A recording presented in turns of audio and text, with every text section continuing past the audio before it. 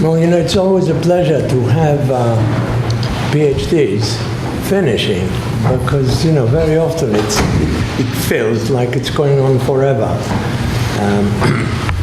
And so we've been quite good this year because we've had 5 completions, and it's even better that 3 of those are here today with us.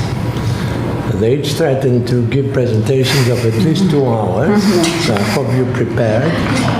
And we'll start with Arturo Revilla and his topic plastic, and then followed by Nihal Al Sabbagh on her topic of walkability in Dubai, and then finishing with Master Ricardo Ruivo and his historiographies of everything. Yes. All right. So I started the research. My name is Arturo Revilla, and I started for those who don't know me, I started the research in 2011, 7 years already. So I'll try to do the best I can to summarize the content of the research, the process, and the document, which is going to be a bit of a task. So I think it's important to say how the whole thing started and why there were some changes in the middle. But so just to clarify also how in my head the research happened.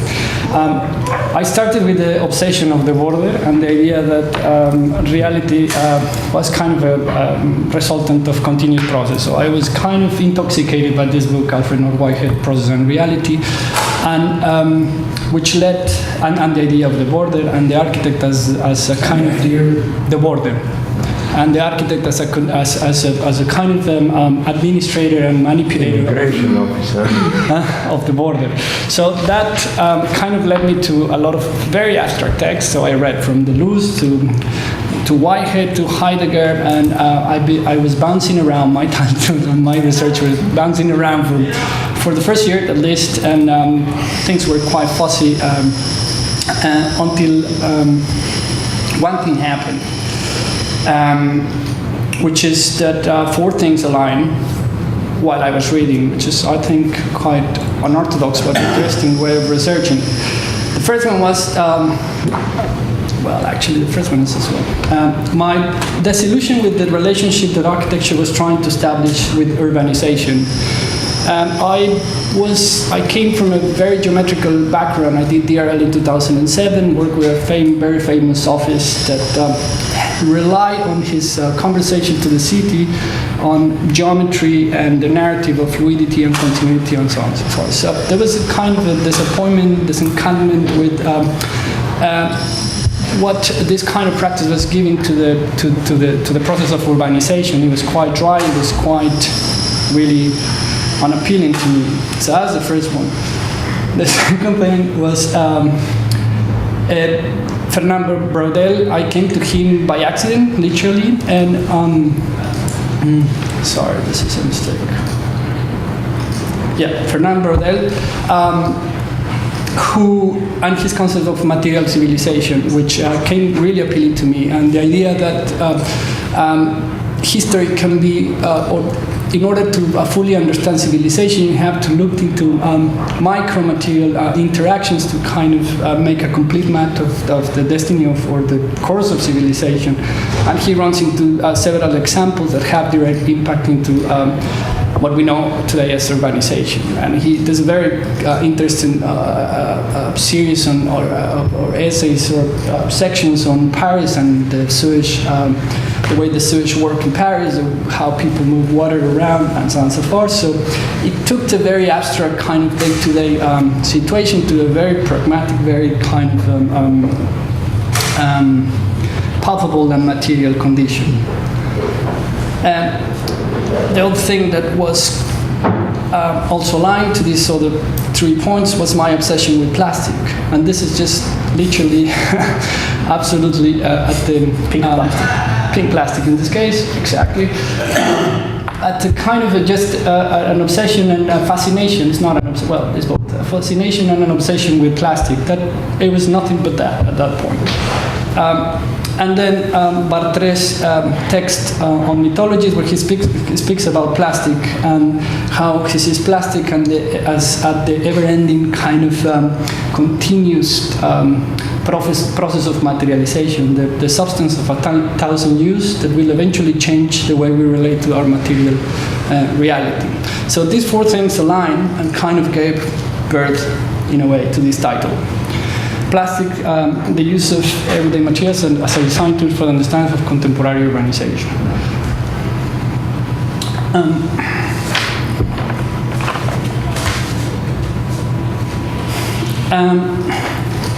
Urbanization, there's something to clarify here. Urbanization has long been related to plastic, as shown in this very peculiar drawing of the transatlantic cable that linked Europe and America. I think it's 1866 was completed, which proved that coating actually just a very kind of discrete material, latex and rubber, were combined to kind of communicate or were fundamental for this threat to be successful. And this had a massive impact in things like the relationship that England and America had in the war of China and so on and so forth. So they had a direct impact in urban process. Of course, the research is not exactly about this. Also, this image of New York and how coating, again, changed or encouraged New York as a financial center was fundamental, as much as the elevator, I would argue, and the escalator today. Coating in cables was a fundamental, not discovery, but a fundamental device to enable communication and kind of activate, increase the density and the intensity in New York City, changing the physicality of the city substantially. The other thing that has also changed substantially the conformation of urban environments is the pneumatic technology invented by Dunlop. It's hard to understand how could we see this kind of urban configuration without the pneumatic technology. And the freeway probably will be very different without pneumatics. But the research was not so much about that, but was the everyday kind of plastic environments. And this was kind of a very familiar, it was trying to refer to a very familiar physical surrounding, as shown in this 1955 Life magazine cover, where everything was going to be disposable and wonderful. This also aligns with the post-war economy. So in a way, kind of plastic I was interested was in the how plastic really changed our intimate relation to our material reality. We are absolutely surrounded by plastic, to the point that eventually some people would argue that our reality is already plastic, as it keeps morphing and it's more morphable than it was before because of the amount of material and the manipulations we can do to this material. And also its implication in the global economy. Plastic is absolutely fundamental to the global economy, from transportation to packaging to medical equipment, clothes, construction industry, infrastructure, so on and so forth. So the second chapter, and the explanation is not linear, but it really goes into, so what is plastic? What's actually, when we say plastic, what are we talking about? So the second chapter is a kind of historical review, in a way, of what is plastic from the material perspective, but also from the cultural perspective. So plastic kind of started as an innovative product of alchemy. As you know, bakelite was first used as a supplement for ivory, for the use of billiard balls. All the way to a symbol of democracy, progress and design, as shown here in this exhibition, 1960s, 1960s, yeah. No, it's actually 1920s. Well, where 350,000 people and show up to see the chair, actually. Of course, this is a speculative number because there's no way to know, but apparently 350,000 people show up, walk on that corridor to see the tulip chair by Noor. So in a way, plastic kind of enabled this, became some sort of symbol of democracy, progress, and of course design, because all plastic objects that we know are designed as well, which is quite interesting. And plastic as an experience. In this case, the Monsanto house with absolutely everything, almost everything, is made out of plastic. And also at this point, plastic became, for the first time, an architectural project, where also the limits of, the structural limits of plastic were also kind of very evident at this point. Right? Also plastic as an avant-garde in architecture, and as a kind of, people talk of plastic about like as if it was the new concrete, right? Of course, the limits of this material came quite evident very quickly, but anyway, it was at the heart of new thinking ways of thinking about architectural design. And of course, became the symbol somehow of economic boom in the 80s, right? And the economy of fluidity, all the way to bankruptcy of a way of life, and the way we identify plastic with pollution and cheapness and environmental disaster and so on.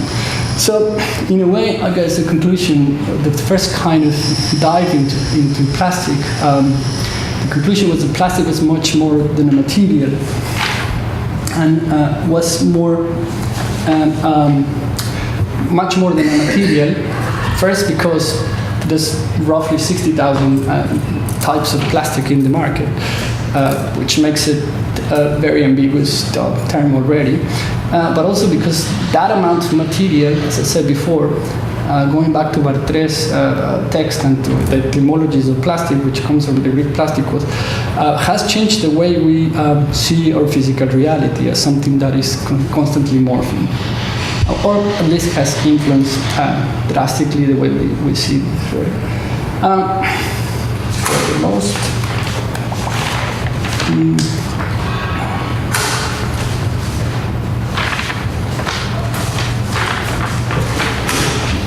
Patient.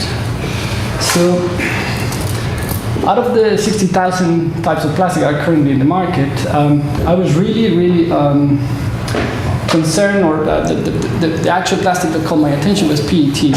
And one of the reasons is because it's really accessible. You can see it everywhere. PET is the material, is this, right? The material from which we make plastic bottles. Another reason is because Mexico is the largest consumer of Coca-Cola in the world, which is that's really nice.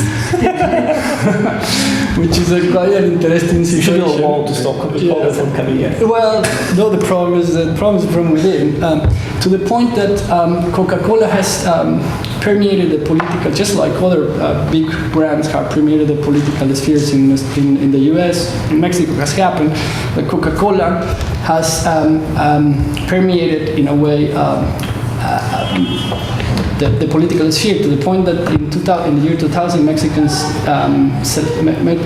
elected the CEO of Coca-Cola as president. So you can imagine yeah, it sounds like a joke, but it's and the case of corruptions, for instance, in football and other things that are surrounding Coca-Cola are absolutely gigantic. So, I mean, just to kind of put you in the volume or the kind of mindset of the volume we're talking about, it'll be that we will fill the Wembley Stadium every day of plastic bottles. So that was kind of the reason why I started. The other kind of interesting data I found as I was researching into plastic is that it is estimated that for every brick we produce in Mexico, we produce 8 plastic bottles. That's what you're trying to bring plastic bottles into the construction industry. Exactly. A new way of building the wall. So the curious thing here is that, of course, this is not just produced in Mexico. It's an international network that links China, the U.S., Atlanta, and different parts of Mexico to produce this bottle. So the first question was to which extent, PET, because of the volume, is part of a is part of the physical environment. It doesn't matter that it's moving, but so the question I was trying to raise is to which extent is also considered part of the process of urbanization. The metabolism of the material that comes into the city, leaves the city, and in a way has also that market has also conformed the city. We cannot ignore it. It's really large. And the other question is what's the role of architecture in all this? So with that in mind, we did the first exercise in 2012 where we collected 30,000 plastic bottles with the idea to bridge from a social network to a material installation, kind of link those two situations. And we collected 30,000 plastic bottles to make an installation in a center courtyard of the local university in my hometown in Aguascalientes, Mexico. So the idea was to hang these objects from a cable net that's over there, and to kind of and use this space as a kind of awareness situation where we were going to expose 30,000 plastic bottles. It's 30,000 plastic bottles because we discovered that you need 30,000 bricks to more or less to build a 3-bedroom house in Mexico. So the idea was to kind of place the material in a different circumstance to kind of make the point and raise awareness about the situation. Now, the idea was not just to put the material there, but to make kind of spatial, to use the spatial properties of the room and the spatial, the idea of the ceiling to kind of make, to a certain degree, an architectural impact. This is more or less the output. Also, the modules were very low tech. Were thought as very low tech in order to kind of allow for people to collaborate. Of course, this was done without money, and there was a lot of lobbying and a lot of conversations and a lot of meetings trying to convince the people to let us use the space because it was locked. All the way to getting the right material, putting the material in the right space. As a kind of transporting the material and keeping the material safe, which is the whole thing. So after this, so this installation was quite successful. 250 people show up the first day. So it became a good event. There was a bit of presentation and then questions, and we kind of noticed that there was a lot of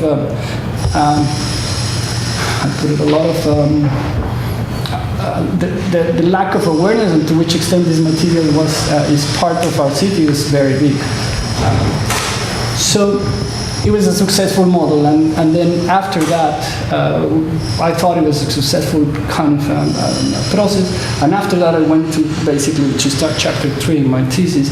I went back to really try to trace back the use of the material as a motor of design in architectural practices. So I dig deep into from Vittorio all the way to Le Corbusier, trying to trace why architectural design has never really considered the material, which is strange, as a kind of a main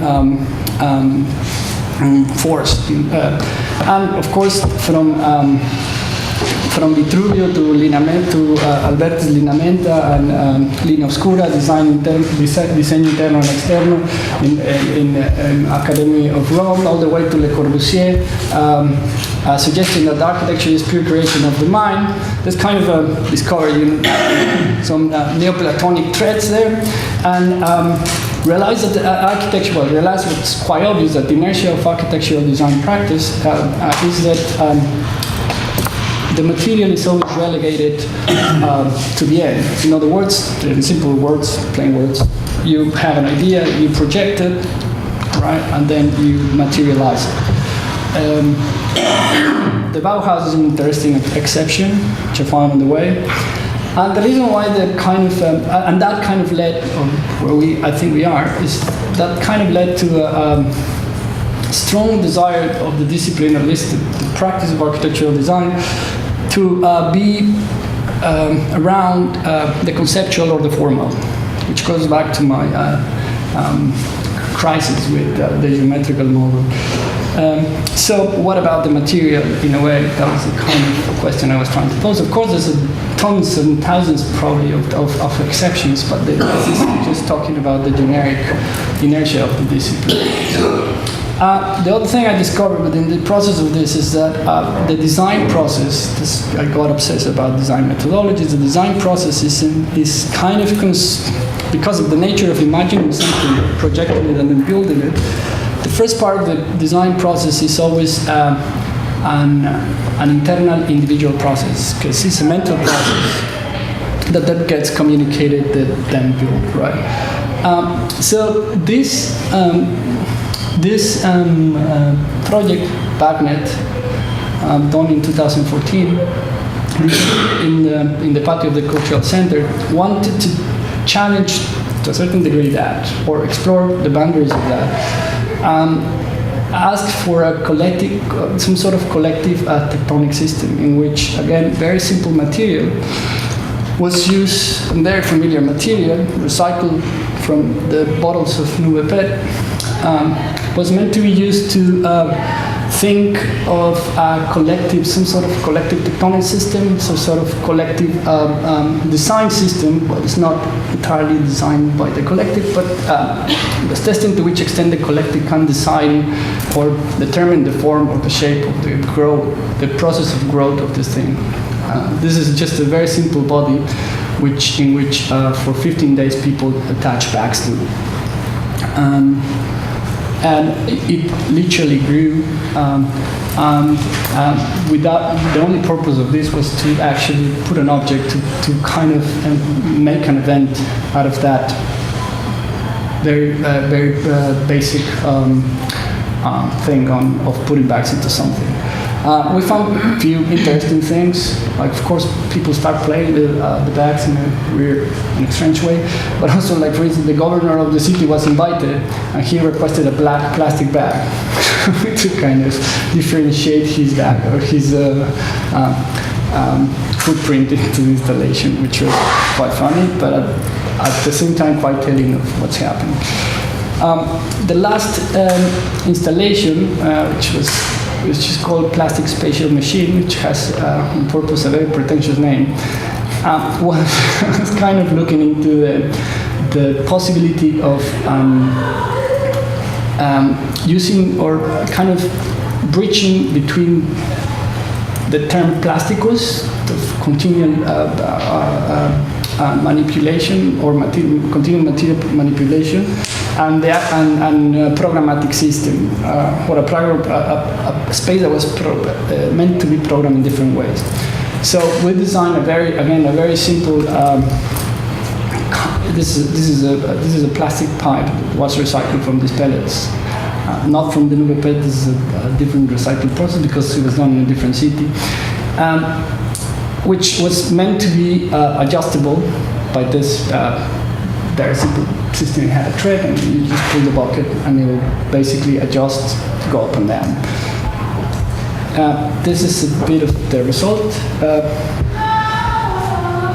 And what happened here, although it didn't work exactly as we planned it, but what happened here is that people could manipulate the ceiling, close it and open it, and it hosts, I don't have a plan, but it hosts concert, a fashion show, and a design festival, and with different configurations. This is, you can see some of this. So this is an art exhibition. This is the art exhibition. This is the design festival. So this basically went down and up, and it was basically around the ring. And there was also this thing moved, and there were bags here that could go up and down.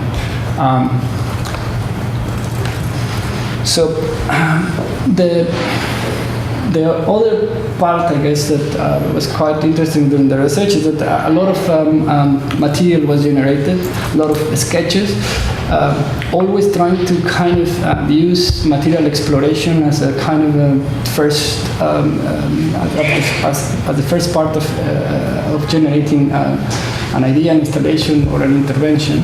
And I did, I don't know, maybe hundreds, I don't know, here, of sketches and exercise that eventually died, like this one of the balloons, this one of a pet garden, and so on and so forth.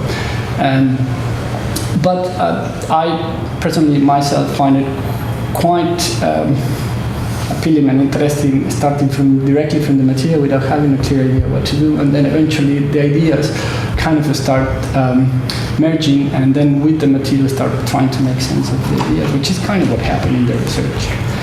The other interesting part that happened in the research is that, and this is my last slide, so is that some of these spaces were literally locked from public access. And these are a bunch of different interventions that happen in my city and also in Monterrey, which is this one, in a way, the installations I did serve as a precedent also to kind of make interventions in these places to ask or raise or just express a bunch of different things. So in a way, I guess this is kind of an interesting part of the research, or a consequence of the research, is that it kind of opened a bit of a quasi-architectural space to within the and its relation to the kind of lubricated quasi-architectural space and its relation to the urban environment, at least the local urban environment. Sorry, urban environment. That's it. Okay, thank you. I have lots of questions, but I'm not quite sure you wanted to leave the questions to the end. Is that? Hopefully not, because I have. No. Bombard me. Or shall we go? Shall we start now? Yeah. Yeah. I mean, one immediate question I had for you was about the end, the conclusion, and the contribution to knowledge. I mean, in which way do you think this investigation, this series? Yes. So there's two ways in which I think the research contributes to knowledge. One is this slide. And this is probably local knowledge, if you want, because it has a direct impact in the local community and the way they use the space. So I think that sense, kind of the intervention reactivated urban activity, in this case, public order. That's one. And the other one is, I think, which is also successful, is the use of architecture as a tool, as a didactic tool to raise awareness about different issues, in this case, the relationship between plastic and the conformation of urban environments, or our physical environment. Now, I know that PET is being used in Mexico for building quite extensively, isn't it? And so there was that line of potential investigation in front of you to address very quickly, but you seem to leave it on the side, maybe for good reason. The notion of the border with which you started and then somehow abandoned or became less important, but ultimately I see it everywhere, because everything that you put in there is actually a border. Yeah, it's just that I dropped it because at the level that I was starting to tackle the border as a problem, it was really abstract, and then I just realized midway I didn't have the background to kind of deal with that problem at the conceptual level. It was just too abstract or too big, but definitely the border is kind of still there. Yeah. And then, I know you're a very talented designer. I mean, I remember seeing a portfolio of yours maybe 7 years ago, and it was a wow. And somehow from that very glamorous design, you went to the other extreme, in a way, and then these things at the same time are. I didn't do these things, by the way. I didn't do those things.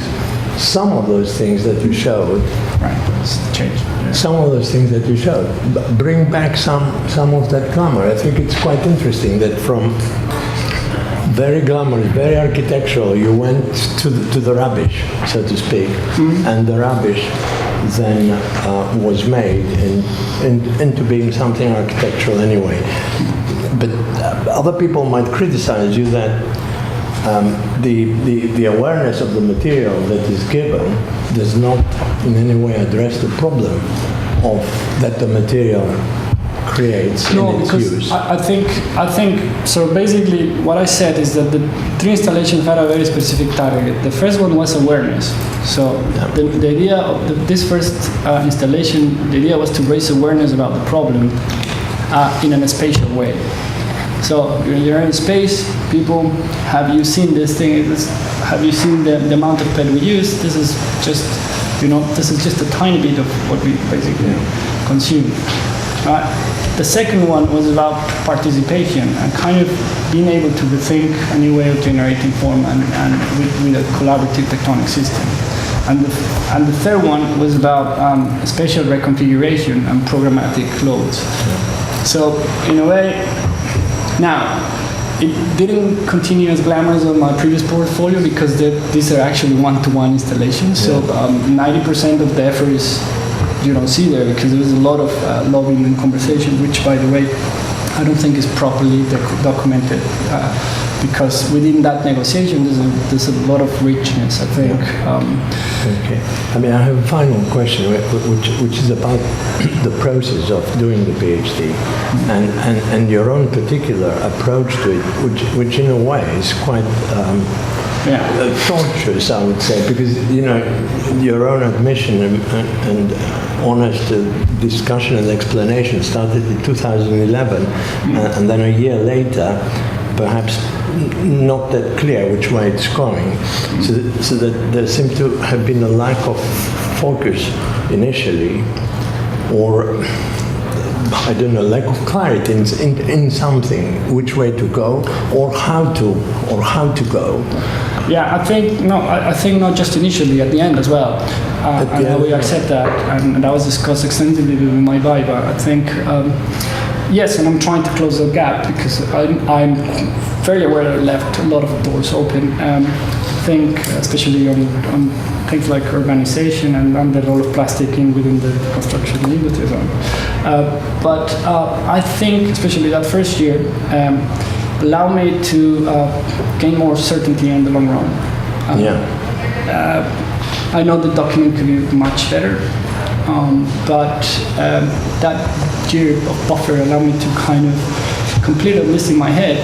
It's probably not in the document, but this is my head as a much more solid piece of work that will continue. I think the change of the title from Process City, Architecture and the Broad Condition to Plastic. I was arguing that I would change the title because the border and the process thing became a live kind of a thing, which I'm quite comfortable with. And plastic was just a kind of first break within the whole process of understanding how borders and processes actually work within architecture. Okay, thank you. Please. To add to that, because I think the question of the method, and because it is a PhD by design, and it's something we discussed very extensively over that period of 6 years, that we decided to move from a macro scale to the scale of the material. And then I tried to open up the question of the design and architecture and the city through that particular manipulations and treatments of the material. So in one way it was like going from the macro scale to the micro scale and try to open up, to frame, not to respond necessarily, not to address the broader issues of the border, of the city, of urbanization. Quite ambitious, No, I know, and that was something we, as Arturo said, that discussion was going on till the end. And the process of the the PhD of Arturo was also a process of thinking about what the PhD by design might be and how it might develop in a different way. I was going to say that I don't know if it sounds like a consolation, but in all such cases where the maturity of the topic takes a while and the how-to involves you in doing almost everything there imaginable, that there is a strong gain. I mean, it makes you stronger. And it makes your resolve stronger also in terms of either how to communicate or how to go about it the next time. So it's highly commendable that you took it upon yourself to give it all this time. Although, of course, you were doing other things as well. I think. Yeah, I was working full time. Well, In a sense, I mean, just open up a line of issues which aren't directly kind of addressed. I mean, in a way, I think it's interesting that the term plastic is central to the discussion of fine arts before the material of plastic is like. And so it's really, you know, what's the relationship between plastic and I suppose what we would call plasticity in discussions of the fine arts, you know, what you do with architecture, etc. And so in a sense, plasticity has been discussed in architecture many, many times. I mean, for a long, for centuries. Now, does that kind of play a role? I think probably it does. I think, you know, of all the issues that you could extract from the term the plastic arts and what's meant by plastic and plasticity in the arts, my suspicion is that it's somehow about molding. I mean, what seems to characterize the, you know, plastic as material is frequently that it's molded and it molds. I was thinking when you were talking about it that actually there's some interesting reflections which would come out of someone like Rachel Whiteread, I mean, out of the house, where she fills up like the space of a house with, you know, something that sets and then takes away the house. You know, that's one example of using the house as a mold. It's interesting to ask, you know, what is it that's mold? Because this is where like a conceptual difficulty starts.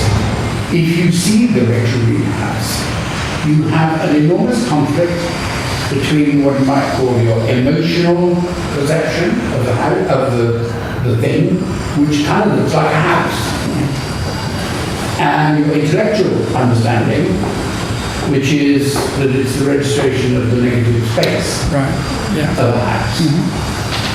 Something of this seems to spill into plastic, I mean, as a material. It also then raises for me the question of this I don't know the answer to at all.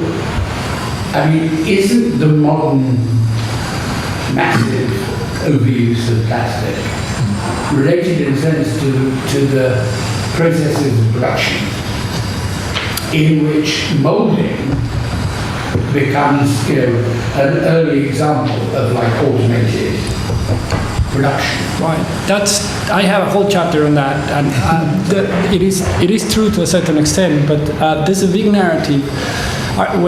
The first time plastic was used was for the forming wood, meaning without a mold, or for changing the shape of a stone in ancient Greek.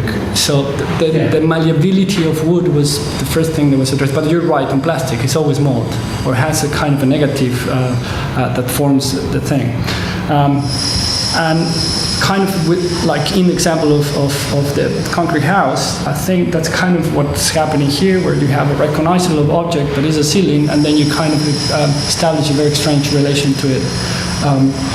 Now, the traditional narrative of of the ways of production, and the first chapter of my PhD is about that, is, at least in architecture, is dominated by the Marxist narrative. And it's really about the macroeconomics and the ways in which it's produced. But if you go into the, which is the kind of part I'm trying to address, if you go into the micro scale, as Marina was saying, into the molecular design of plastic, you realize that this thing was designed not from a scientific point of view, but from a marketing point of view. And then becomes it's designed from the molecular level to have a macroeconomical impact. And companies like DuPont and especially DuPont change, in a way, global market from the nano design, which I think this is where the micro kind of takes a different... But if you think of like early architectural attempts, which use molded plastic, I mean, the Smithsons in the Monsanto house, yep. And I've stayed in a hotel in New York, which, when you go into the room, everything in the room is molded plastic. It's just been, shipped in. It's horrible. Inside there seems a problem because there's no investigation of like the design possibilities, or any design knowledge of what you're doing. So I think that kind of molded, it's used for sort of wrapping up razor blades, but at the same time, like building into houses. But it seems to me the question is, what is plastic kind of functioning to do? I mean, if we applied it to the racial lighting house, it's converting empty space into negative space, which sort of may be an ambition of modernism, but never quite tapped. I mean, if you see what I mean. So it's not just, this is a modern miracle, which will do so many things and cause so many problems. It's that perhaps yet no one's really sufficiently speculated on the moment of plasticity in plastic. Okay, Mark, is there a question? Any Can I make a comment? It's not really a question that can be answered, I think, but it's kind of what I feel is and from the perspective of my work, which revolves around a critique of the architectural project, talk about it when I present. It seems to me kind of an obvious structural ambiguity that kind of immediately jumps at me, and I would kind of like to know what you think about it. There's a kind of a structural kind of ambiguity that immediately leaps out of your presentation at me, and I would kind of like to know your thoughts on it. I mean, obviously, the way in which you manipulate, you've turned plastic into an aesthetic object. And you present this aestheticization of the object as a way of like putting it on the table and making it a thing that people realize that they have to deal with. But at the same time you're doing that, it seems to me that automatically from the gesture of aestheticizing it, you're kind of fetishizing the object in itself, in its current condition. So, I mean, the way in which you transform the rubbish into beauty, in a very classical sense of beauty. It seems to me that it would appeal to the Coke CEO, President of Mexico, very much. I mean, in a sense, the more talented the designer, the worse the situation becomes, and because you're obviously brilliant, you might be making a really big mess of things. I can totally see the Coke CEO, President of Mexico, funding your project and saying, look how beautiful plastic is, buy Coca-Cola. Right, but I think your comment has another fault. You're right, which is using beauty as in a perverted way to kind of get into that world. Because it's actually, you're right, beauty is actually, because you get into the board, and beauty becomes a kind of a manipulative tool to kind of exhibit the horrors of this. in a way, I think, yes, you're right, but I think it has another fall, and this is how this is. So that has been architects' fate for a long time, you know. I mean, it seems to me that the aesthetic gesture more operative to raise awareness to problem of plastic would just be a huge pile of rubbish occupying the entire courtyard. Yeah. That would be an aesthetic that would function better for raising awareness. But of course, it doesn't function as an aesthetic, but the problem is as an architecture. But the problem is that yeah, you're totally right. But the problem is this is not a piece of art, or it's not trying to be a piece of art, and it's not trying to make a statement. It's trying to use beauty as a tool to negotiate between the institutions, the people there, the guys. You have to show it's a big problem. You need lots of bottles. See what I mean? No, you're totally right. It's just that I think Any kind of other comments or questions? at a more ambiguous level. Okay, we'll move on. Thank you. Dr. Revilla. Well, not yet, but It's coming. it's coming. I mean, just getting used to it, I think. The sound of it. Updating my business card. You know, in some countries you will be Dr. Arturo. Dr. Arturo. Yes.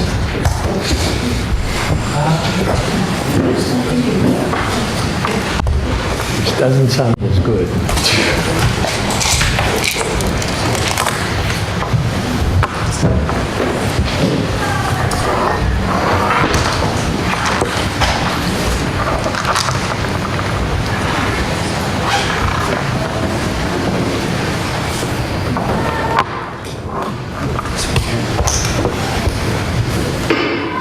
Nihal, do you think we need our jogging shoes on?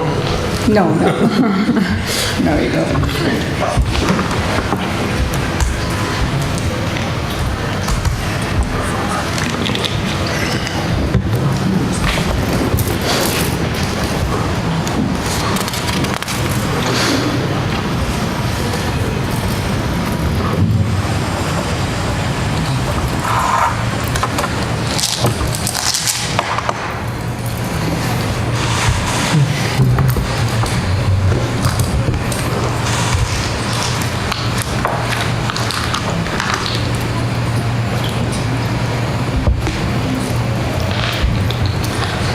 Okay.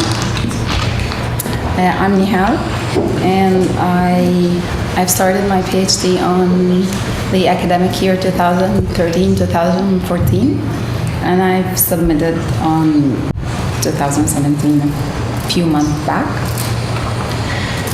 My topic was walkability in Dubai, improving thermal comfort, and my supervisors are Simos and Paula. My topic investigated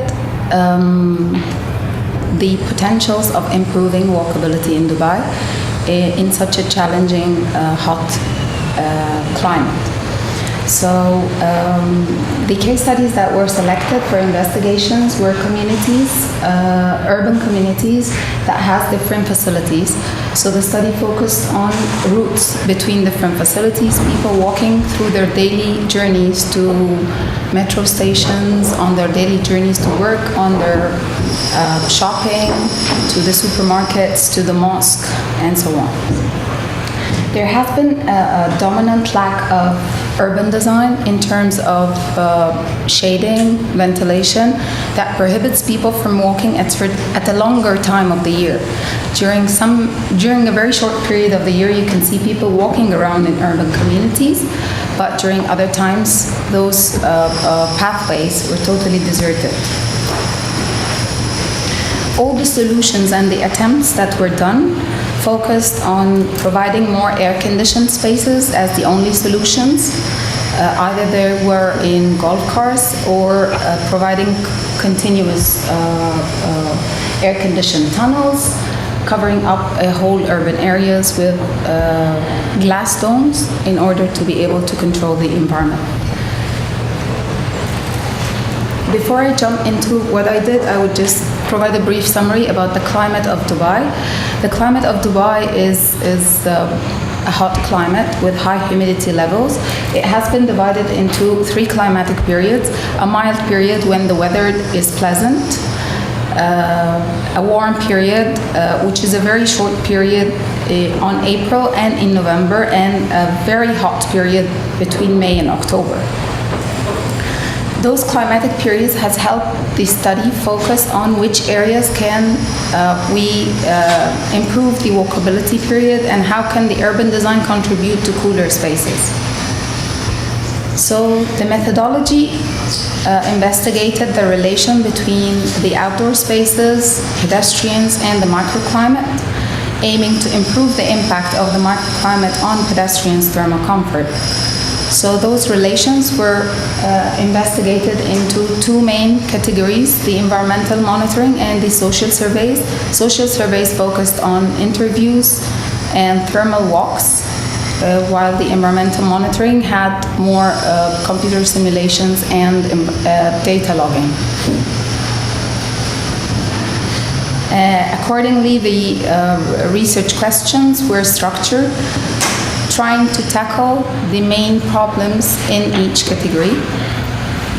So the main idea of the main scope of the research questions was to check if some of the universal indices we would be able to use it in such climate, and how long would people be able to tolerate walking outdoors, pedestrians, and what are the influence of the different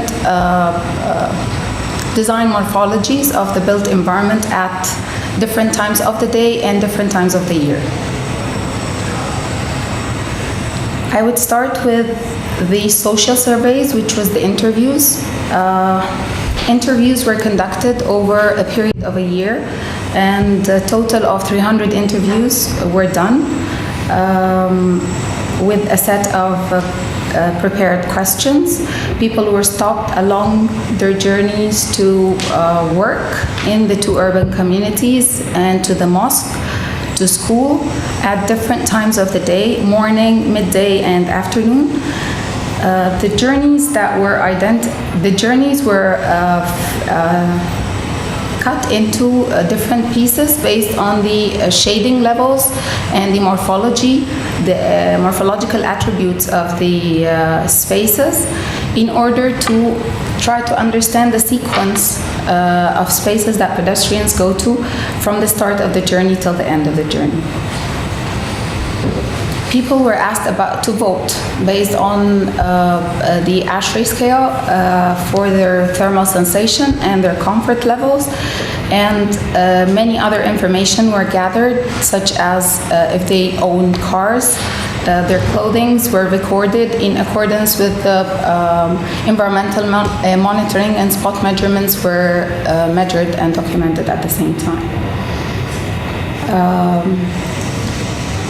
The data was analyzed, and the findings revealed that between 20 and 27 degrees people were comfortable, which has a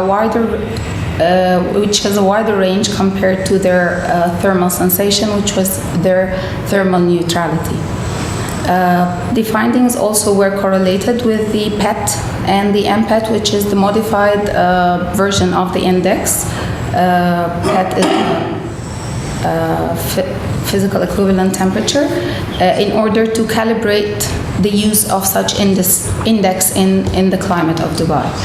And it revealed a steady discrepancy, and the reason for that was revealed because people in Dubai have been wearing higher clothing levels compared to other places where the scale of the PET index was done.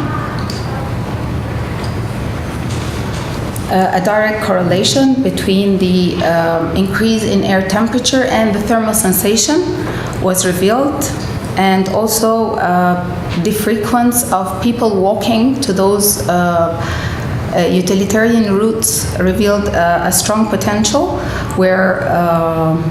which needs a quite improvement. And then the thermal walks was also done. in order to analyze the sequence of spaces that people go through, rather than investigating their thermal sensation and their thermal comfort quotes at certain spaces. So structured walks for 20 minutes were done with 6 subjects, 6 volunteers, over a period of a year to cover the 3 climatic periods. People stayed in an indoor environment for some time to reset their body temperature, and then had to walk in a sunny space for 15 minutes, and then move to a shaded space with an induced wind of 3.2 meters per second, and then had to move again to the sunny space. The aim of this thermal walk was to be able to identify the thermal transition, the influence of thermal transition on their comfort and sensation.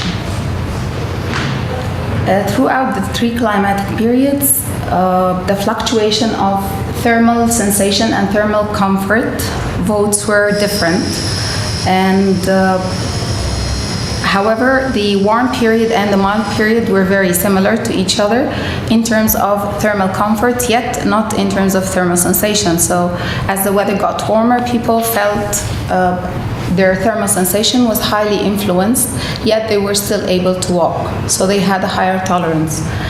However, in the hot period, this tolerance was reduced dramatically.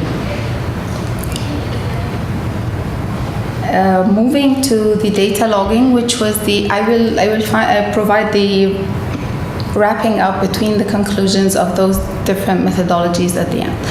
The data logging, which was the environmental monitoring methodology used, a data logging station which measures air temperature, the globe temperature, and the relative humidity was constructed and was put in the 4 different spaces with different morphological characteristics each month for 5 days for the whole year.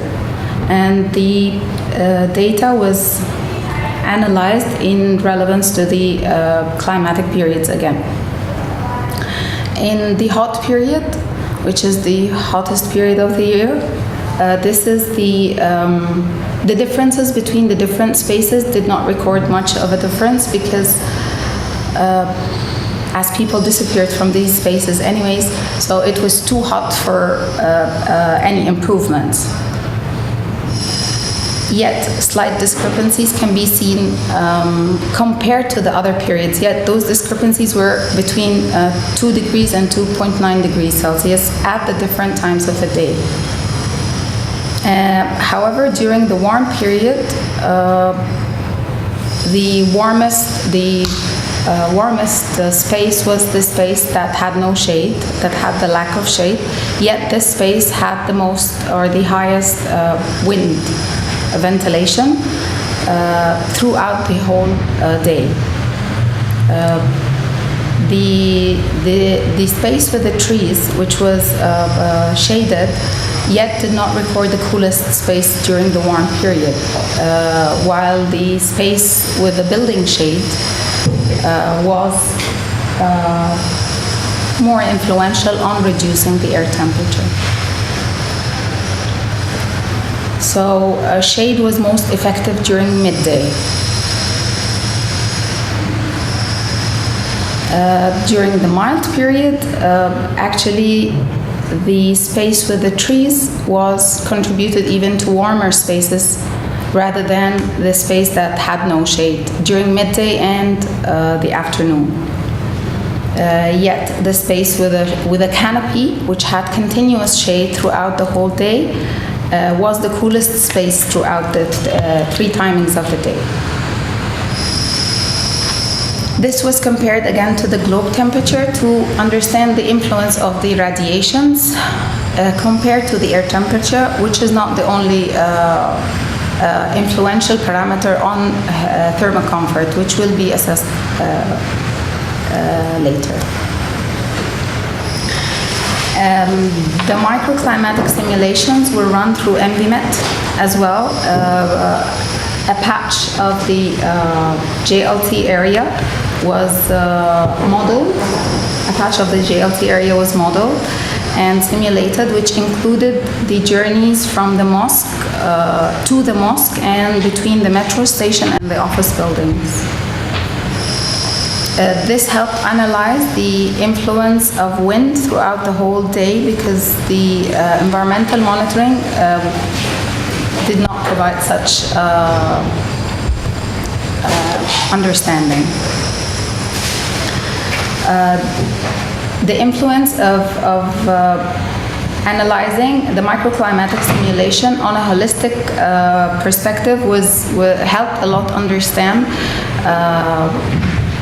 the behavior of some spaces that were found out through the environmental monitoring, such as that the space which was continuously shaded throughout the day provided a very high temperatures during the mild period, as mentioned a while ago, and that was because wind turbulence was occurring from an adjacent area, a hotspot area that brought the hot breeze to that space. All the different findings from the four methodologies were compiled together, and a proposal was found, which was based on improving comfort through shade and wind. It mainly focused on the influence of the physiological and the psychological, there's a spelling mistake, physiological and psychological conditions of pedestrians, and that focused on phase cooling, which was the idea of local cooling, and the notion of moving to the shade after being exposed to the sun. This finding was revealed through the thermal walks, as people walked for a long time during the sun. When they moved to the shade, even during the hot period, when there was not much of a difference between the shaded space and the non-shaded space, they still revealed a much better vote, a 2 steps lower vote compared to just walking in the sun. And this focuses on the idea of that continuous shade is not necessarily the solution to provide or encourage walkability and improve the microclimatic conditions.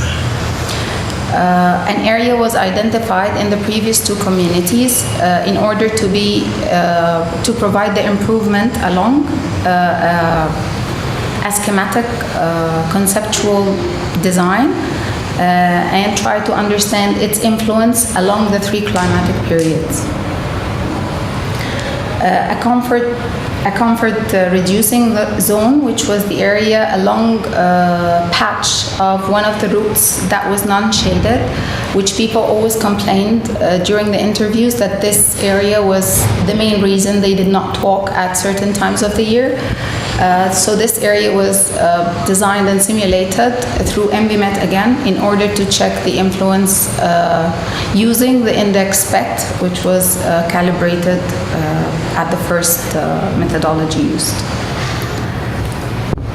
And this was it. The design of the conceptual strategies came from the adding vertical planes, which was revealed through the environmental monitoring as the best morphology to improve or to cool the space. And therefore a shading screen was provided in accordance with the trees. So different strategies were tested generally, and 3 strategies were selected and modeled to check the influence of improvements on the comfort levels. The screens of trees alone and the shading screens alone, and providing screens and the trees also changing the albedo of the materials.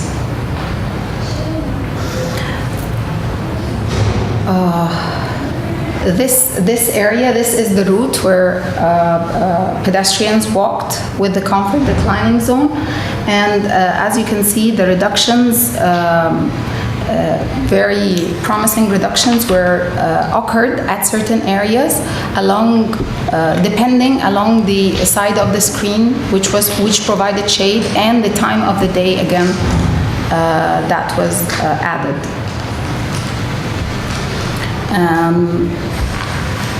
And that was the three methodology, the three strategies: the trees, the wall, and the albedo. This was only for the wall, and this was only adding the trees.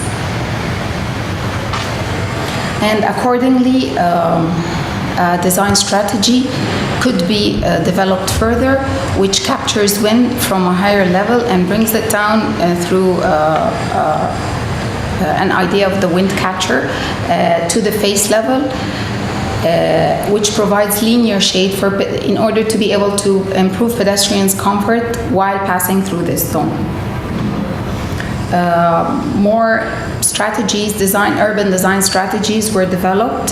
Some of these were to try to help urban designers to understand when landscape designers as well, to provide more effective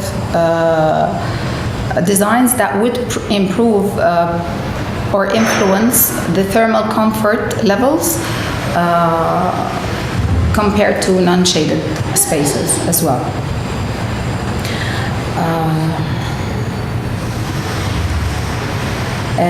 This, for example, discusses the fact that depends on the area where the reduction of thermal comfort happened, because at the middle of the journey, depending on the duration of the journey, which was investigated through the thermal walks again, if thermal sensation, people felt so hot for some time, even if improvements happen, it won't be able to reduce their thermal sensation or cool them down. And therefore, it differs again the patch of sun and the length of these sunny spaces, at which part of the journey did they occur and how frequent did they occur. And accordingly, those principles were analyzed and solutions were suggested. And that's it. Okay. Thank you. Thank you, Nihal. Aren't the journeys commute, so there's always the two directions? The what? Aren't the journeys commute, so there's the two directions? Yeah, that's very interesting.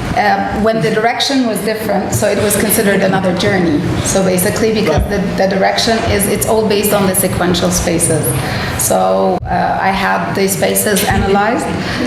There is a whole analysis for those sections, and just when the directions of people coming back, and also because when the direction changed, you can see it was very dominant that it was at 5 p.m. when people walked from the office building back to the metro station, but during the morning you don't see any flow in the other direction, so you see all the people walking from the metro station to the office building, for example.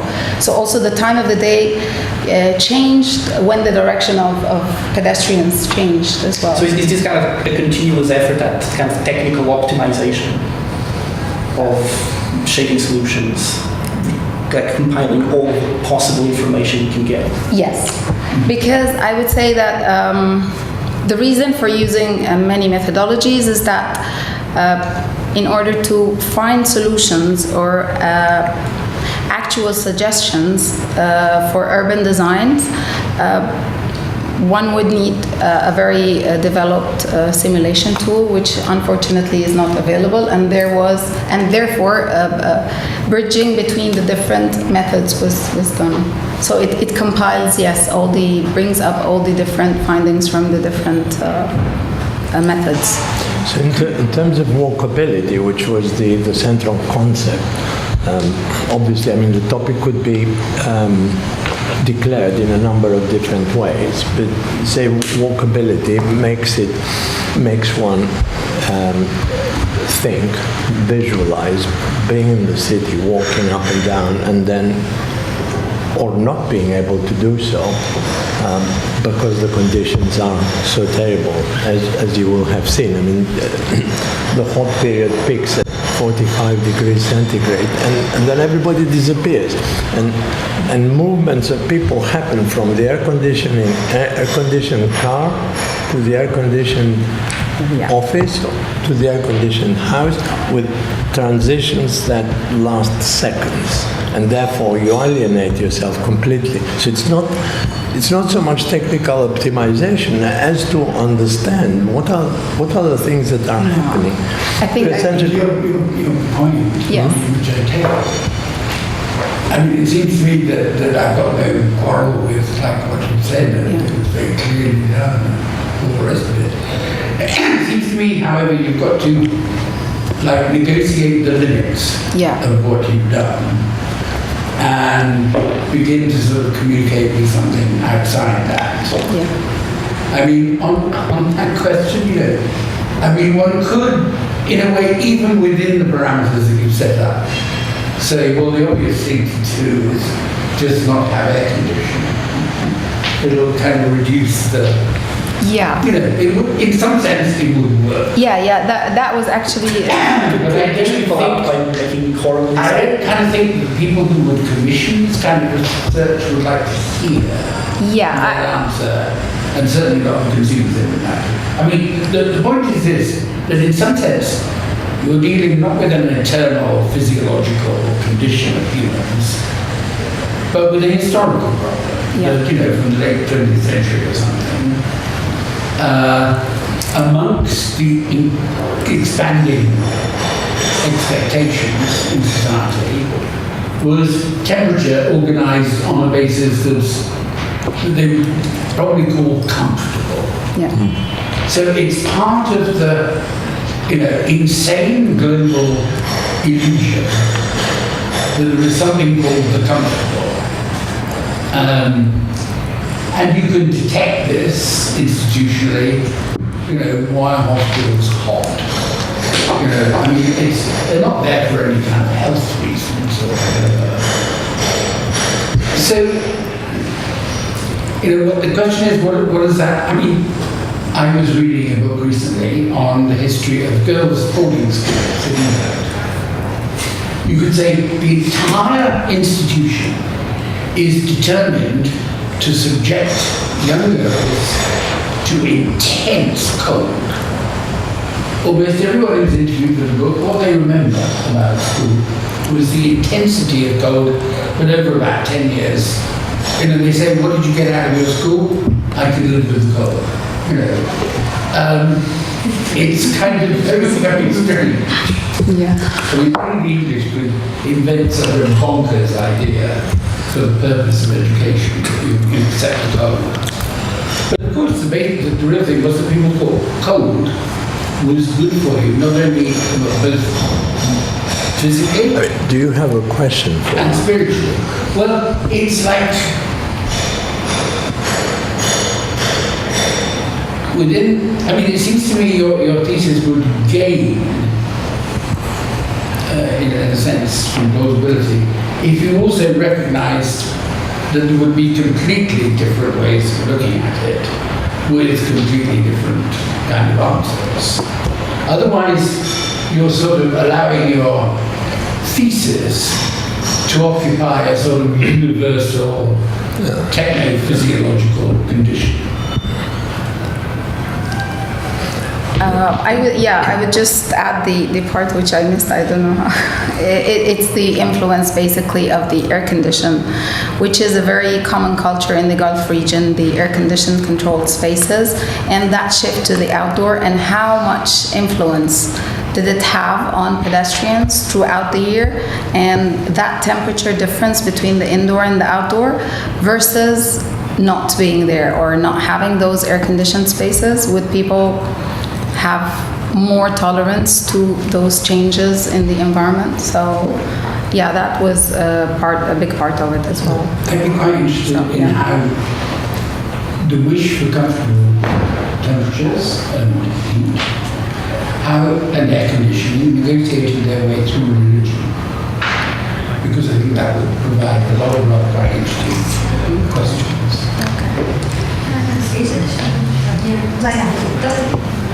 Is it site-specific, your study? I mean, your findings and the outcome of the study could apply to other parts of the world, or? I would say general findings, yes, but the very interesting part of it is there are some characteristics that were found in the urban communities in Dubai, and I would say Dubai, even not Abu Dhabi, which is another city in the UAE, because it has a different, a wider diversity of people and nationalities there. So this might be different because at the same time, I was able to identify the different nationalities' responses to the thermal comfort, the thermal sensation, the length of, and those aspects made much of a difference compared to other nationalities. So if I would say specific findings, I wouldn't say that they should be applied elsewhere, because one of the findings is that also the other way, as international consultants in the country and in the region bring those international or common practices, and they just provide those or design those communities based according, and that's why they don't work, because they're based on a certain nature and the contextual characteristics. It's not. Adaptation is a key concept for thermal comfort, but the problem of Dubai is that nobody seems to be adapted, because although it has people in there who are natives and should have been adapted, but they move from air conditioned to air conditioned. So then I think at some points in the year, the only people you see outside are immigrants from other hot climates, who in fact have to be outside because they wouldn't be able to survive in the air-conditioned environment. It's quite an incredible thing. So in a way that goes a little bit back to what Marx said, because the technical, or what appears to be a purely technical solution to something, it's not. It's primarily cultural or social. Yeah. We gain understanding about adaptation, tolerance, things like that. The ownership of cars, for example. So people who were interviewed and they had cars, but they decided to take the metro station, park their cars. Those people actually walked longer because they had the element of choice. And the element of choice had a very big influence on the psychological adaptation, rather than people who were obliged to walk. But again, other aspects should be incorporated, even when talking about something specific, such as the culture of the region, let's say. Yeah. Okay, let's. There was some. I just had it was about the trees. Yes. Did I understand right that you say that the trees don't have? Yes, it was very interesting. It's controversial. Yes. But actually, I have two questions on that. One is in the rendering of the image, it's all palm trees. But in your other images, they're not palm trees. They're like kind of bushy. Yes. Those kind of trees, right? And the other thing was, if you look at a tree, it might not shade, or it does something else, no? I assume, like it does something else to the environment. Yeah. It cools in a different way, no? Yeah. So how does that, if you only look at temperature, maybe it doesn't help, but maybe it does something else. The interesting... the way that it cleans the air. Yeah. The interesting thing about the MVMET simulation, and that's why, though it's very limited in terms of other capabilities, but is that it takes into consideration the different influences of even planting one single tree. So the characteristics of the soil and the evaporation and all the influences of that. All of this was incorporated, as well as different heights and types of trees canopy, though this is not the focus of the study, but palm trees were also exploited at a certain point compared to wider canopy trees. But because of the high humidity levels, especially when you go further to the hotter period, trees do not help, because they are provided in an area which was measured, and two of the spaces that were measured that had trees, they blocked the wind completely, so they had no proper wind flow.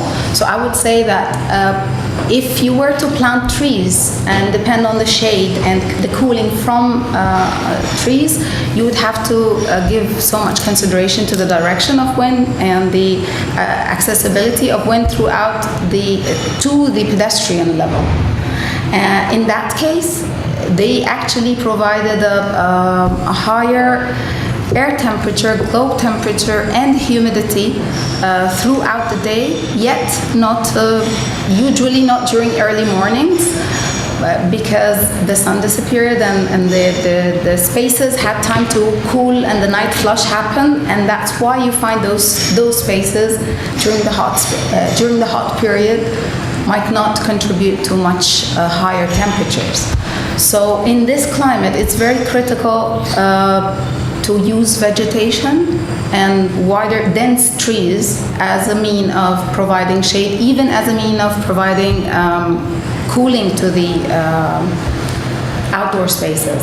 And if trees were provided, so they need to be used in accordance with certain orientation, I would say, density, I would say, and... So I think, Nihal, that's good news for architects, because we want to do what you suggested, and the trees won't do it necessarily. So then we put the architecture, the architecture can move and respond. Should recycle the plastic from Mexico. We could take the plastic, but it's not the right material. It doesn't breathe. Well, since there are mountains being caused by trees, I mean, under a socialist revolution, it's quite simple. Only immigrants and the working class would be allowed outside. Everyone else would have to stay indoors. Okay, Or just send more colder climates. any other questions, comments? No? Okay. Nihal, thank you very much. Dr. Al Sabbagh.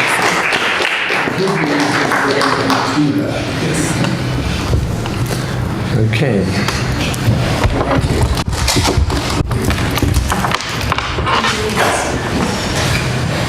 You want to come closer? Yes. I mean, this one here, no? Coca-Cola. Not plastic, though. I was trying to estimate how many of those do Mexicans drink a year? Was it 700 of those, or no? How many of those, this size, do Mexicans drink a year? Yeah, but was it that size?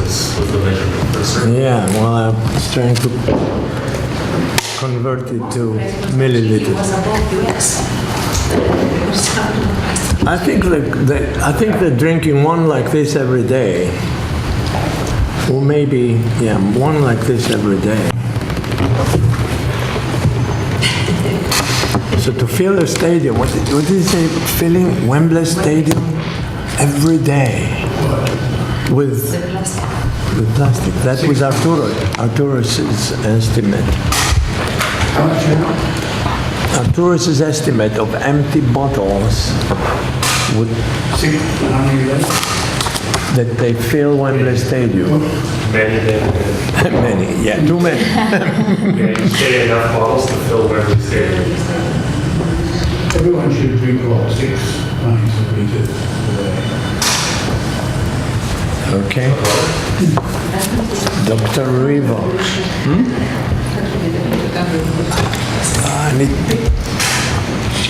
Dr. Ruivo. Well, I was debating for a while with myself what and how I should present this. Why? I mean, this is going to be a longer presentation. I expect it's going to be around 40 minutes, of which the first 10 minutes are essentially something that kind of is my interpretation of something that kind of informed the last year's. It seems like it was 2 years ago because it was at the beginning of the previous academic year. The presentation of Finnish PhDs at the time, which was Gabi, Alexandra, and Kosentis. And there was a kind of a bent in those presentations to not just present the thesis, but to present a kind of the personal journey of producing the thesis. And I'm going to do that as well in the first 10 minutes of my presentation, although I think that the terms under which I understand my personal journey of doing the thesis are slightly different. I mean, this presentation will be longer. It doesn't have pictures. I hope it's not too boring. The first 10 minutes are not particularly academic. I hope it's not too boring, possibly by virtue of being sufficiently kind of insulting.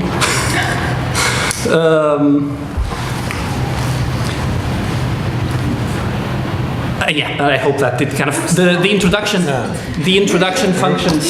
You prepared us quite well. Yes, that the introduction functions as also kind of establishing what I believe are the stakes and how the thesis acts in the contemporary context, which I think is the real value of producing this notion of the journey. The journey is the adaptation of the thesis to the context. So my thesis functions as a history of the post-1960s Western historiography of Soviet architecture, looking at its trends and at the evolution of its narratives. In it, I attempt to address how historiography is central in articulating ideological conditions of the present of the historian, functioning not simply as an expression of the reality of its past objects, nor merely as an expression of the architectural culture of the present in which it is written, but as an actual subject in the definition of disciplinary ideological frameworks. It investigates how the production of discourses on the past effectively gives shape and consolidates how notions external to the architectural field are internalized within disciplinary thought in the present. The development of the category of the avant-garde, which is the central category that my research puts under observation, is a paradigmatic example of this, with particular importance for the problem surrounding architecture's own efforts at self-politicization, a topic that has been increasingly under examination at the current historical moment, in a context marked by rising critiques of neoliberal capitalism and by efforts to re-engage the discipline with public policies for social welfare and economic development, which at the moment I think tend to aggregate on the double issue of housing and planning. I am going to produce here a condensed version of the fundamental point of my thesis. The core of it is that what I claim to be the established Western narrative of architecture in socialism, historically developed within a conceptual framework that made it a tool for the consolidation of what me and those like me call a liberal bourgeois ideology in cultural studies and politics in the capitalist West, after the 60s effective demise of class politics in Europe. I am going to address also in my introduction how my thesis acts on the contemporary condition, one that I feel is fraught with contradictions, dangers, and potentials, simultaneously at the level of architectural discourse, cultural analysis, and political engagement. So in 2012, as I was arriving in London, the Soviet avant-garde was kind of everywhere. At that time, what I call the ideological role of the Western historiography of Soviet architecture was being made quite clear and kind of explicit. From the rigorous but ultimately non-challenging scholarship of Jean-Louis Cohen, on top of Richard Pierre's photographic nostalgia of the lost avant-garde, which is the first book over there that greeted me in 2012 when I arrived, to the self-congratulatory historical fictions of Stefan Heim and Zaha Hadid, also greeting me here on my arrival in 2012, I could sense at skin level the problematic nature of what I would come to call the historiographical link, which is kind of the central concept that my thesis produces, and that I'm actually not going to talk about in this presentation. It seems too complicated. If, as these theses would come to state, the Soviet avant-garde had been serving as a tool for a liberal bourgeois ideology of cultural politics against left class politics, then in 2012 this ideological framework was dominant to the point where its agents could play kind of free and loose with the material in ways that seemed to me so obviously obscene that they were kind of downright funny. Of course, as work on the thesis progressed, I realized that his amusing perversion was structural to the entirety of the historical development of the whole historiography, particularly in the London of the 1970s, and especially in this very school, which I didn't know when I came here. Which kind of a place which ideological quirks and functions I was also getting to know at the time. I mean, the amusement that I felt in 2012 was over the 4 years of the research work extended to the general body, the whole body of serious scholarly work on the topic as well.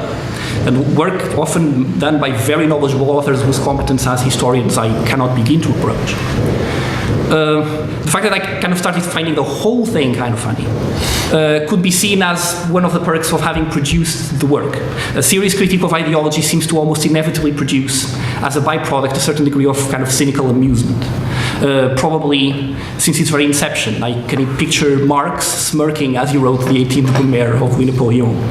And in recent years, Slavoj Žižek seems to have fused his own cultural brand of critique of ideology with the tradition of stand-up comedy. But at the same time, being myself a kind of a red card-bearing militant political activist in the old style, which is the style that's still kind of operative in my country, as well as being at the same time a petty bourgeois intellectual, I cannot help but feel, together with the cynical amusement, a significant sense of historical tragedy in the making. Marx certainly wasn't smirking on witnessing the events of the Paris Commune.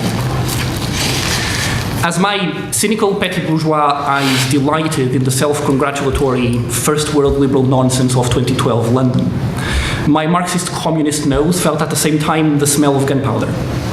This was felt, of course, at several levels at the same time: economical, political, cultural. And this is the order I'm going to address it now. While many in my party have accurately predicted the 2007 crash a few years in advance, the feeling of imminent economic collapse is now more continuous and less precise.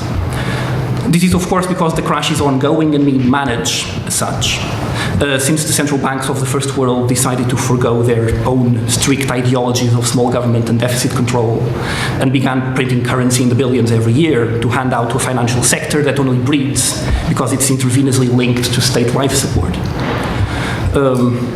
That this is not sustainable becomes evident as I realized that my rent had gone up by 20% in 4 years.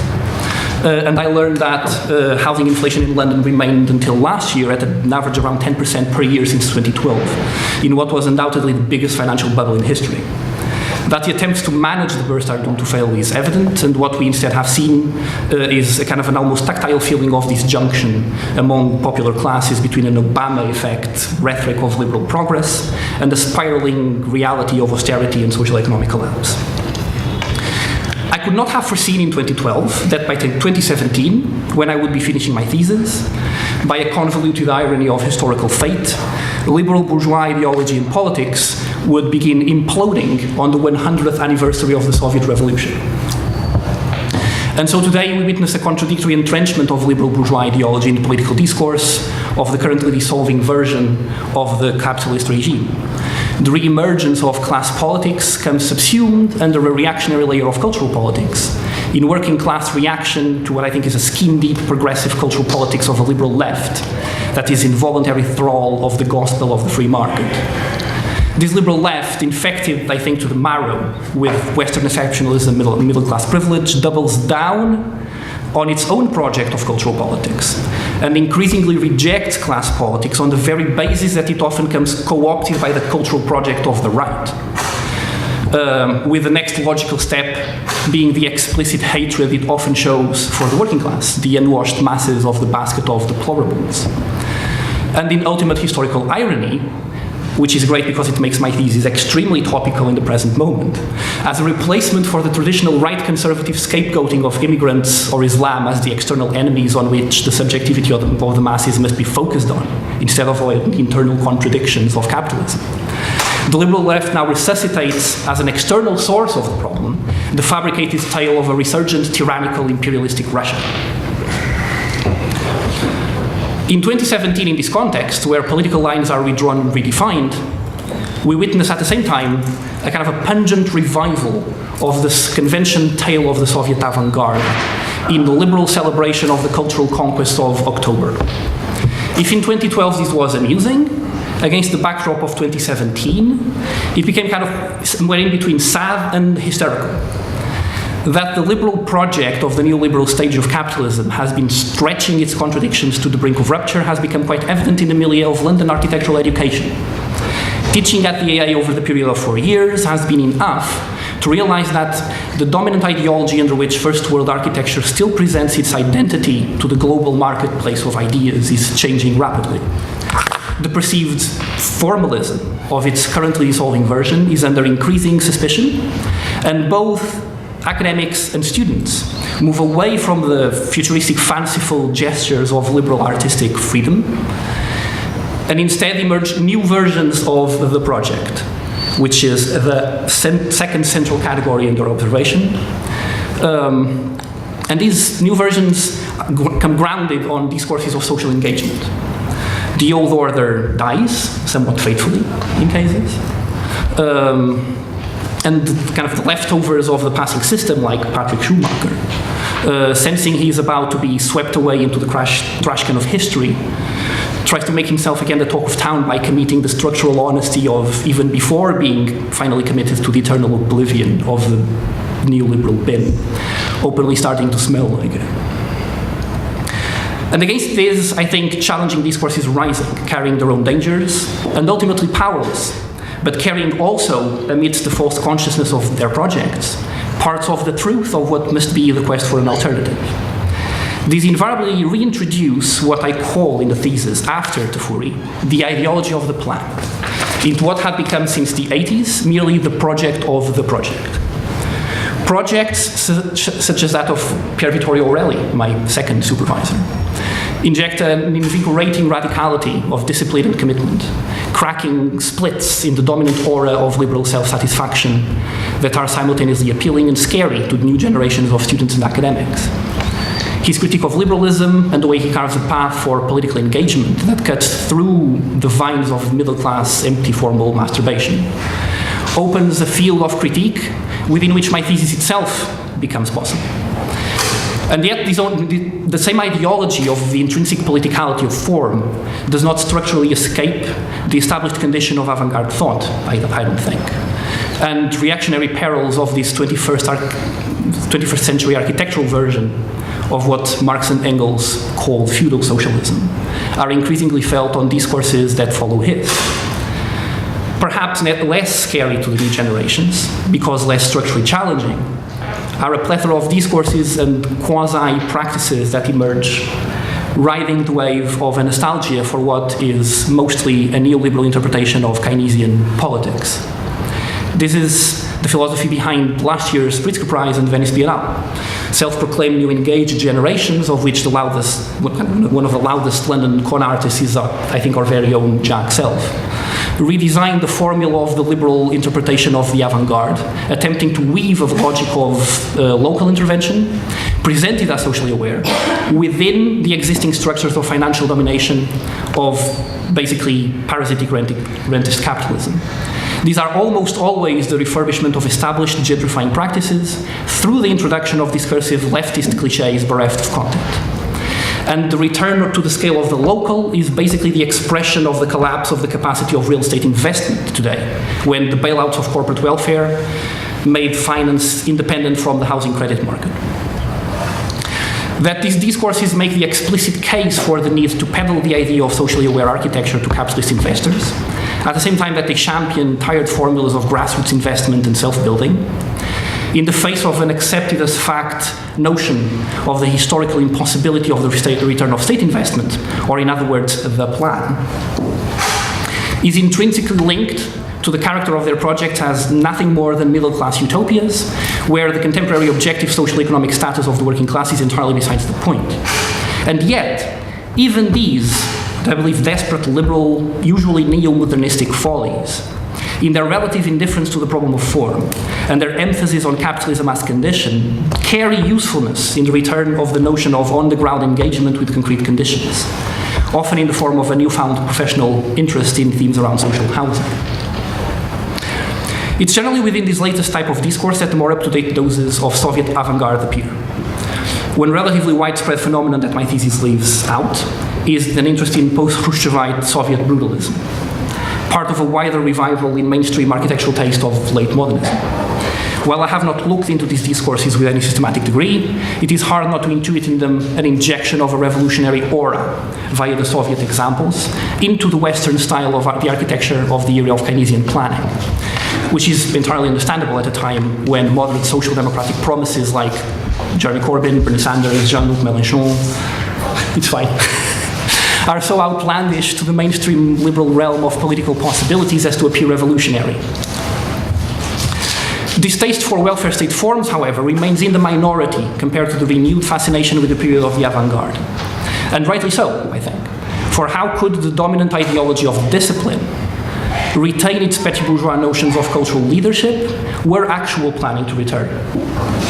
Not only has past experience shown that the actual development of the plan sidelines the primacy of the agency of the cultural intellectual that is the architect, but also the immediate emphasis on politics and economics that this train of thought implies challenges the already contracting market position of architects on a very short term.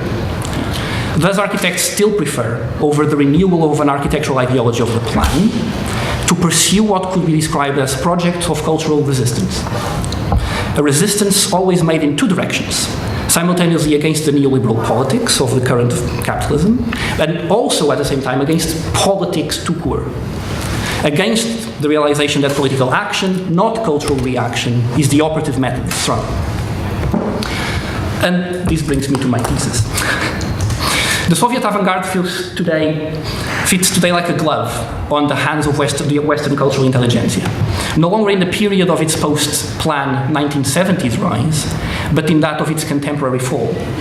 In 2017, the year of the centenary of the Russian Revolution, a myriad of exhibitions and events blitzed the London cultural scene with straightforward and especially naive versions of the established historiographical narrative, proving that the city is still at the forefront of the liberal co-option of the revolutionary experience. And in these events, we clearly see the project of cultural politics operating as the liberal bourgeois alternative to class politics through historiography in architectural discourse.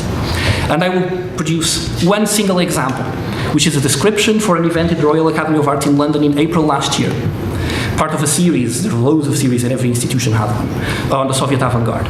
And the text says this: Byt, which is my awkward pronunciation of the Russian term, is a Russian term that encompasses daily life, domesticity, and lifestyle. After the revolution of 1917, architecture had to create the material conditions that would lead to the new socialist individual and corresponding byt.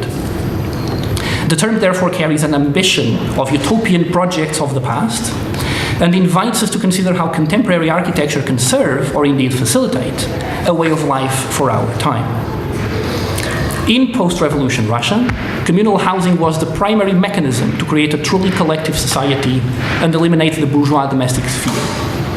There are many who see communal living or co-living as the ideal solution to the housing crisis, regarding a communal lifestyle as socially beneficial, sustainable, and economically viable.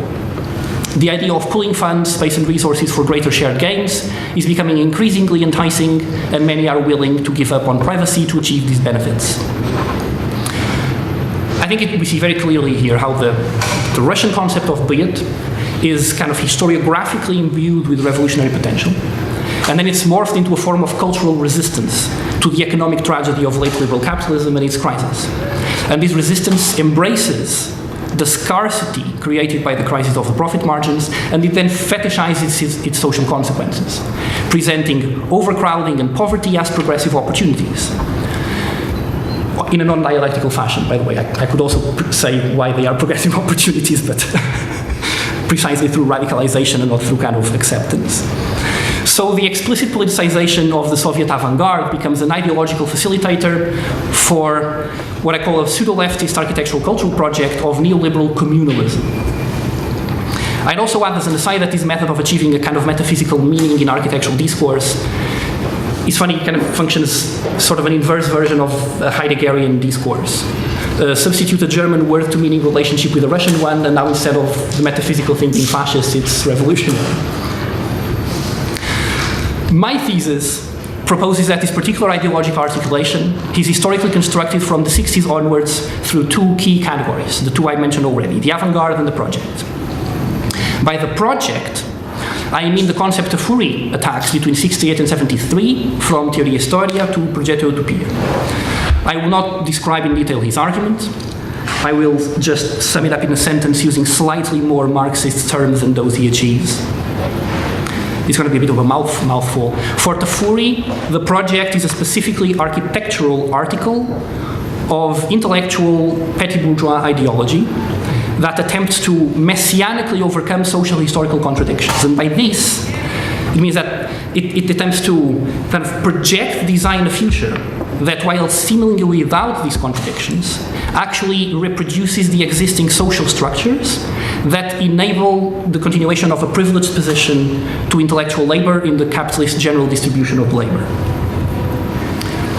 By the avant-garde, I have a lot more difficulty defining exactly what I mean, and indeed that is kind of the point. The avant-garde takes many meanings since the 60s till today, and at the same time it always kind of means the same thing. It presents itself as a mostly consensual category, while in fact being incredibly open-ended in its associations. It is simultaneously a precise historiographical category corresponding to a strict periodization, generally the interwars period, and at the same time an aesthetic meta-category that goes as far back as the category of art itself. This is very clear in Tafuri himself. It carries an implicitly political undertone, and at the same time it can be defined on a strictly formal art historical level. And its politics are anti-liberal bourgeois, whether revolutionary or fascist, depending on the historical conjunction. While it is associated to an elite of a liberal profession and today completely imbued in liberal aesthetic discourse. It is anti-mainstream while being the ideological vanguard of the mainstream. While many would revel in these ambiguities, and indeed the contemporary existence of the category does precisely that, a rigorous historicization of the category permits identifying in these ambiguities the conceptual mechanisms that produce precisely the ideology of the project. These conceptual ambiguities are structural and foundational to the use of the category. They are not simply a later distortion of an original, more rigorous use. And they are constructed and articulated historiographically. It is through the decisions made through the practice of history writing, its conceptual frameworks, its divisions and its periodizations, that the wider uses of and ideological functions of the category of the avant-garde develop and become established in their broadest ways.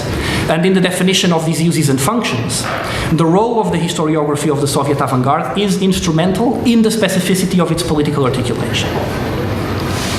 The thesis does not produce an account of the history of the category of the avant-garde from its Saint-Simonian origins to the eves of the 20th century. While such history is interesting and already points to what is the central conclusion of the thesis, it will be sufficient to tackle the history of the category from the moment it resurfaces in aesthetic discourse after the Second World War. And I say resurfaces because the category all but disappeared after the First World War. While most people are aware of this, it's never waste to state it as explicitly as possible. The term the avant-garde is not a term generally in use by those who are identified as such by the current historiography.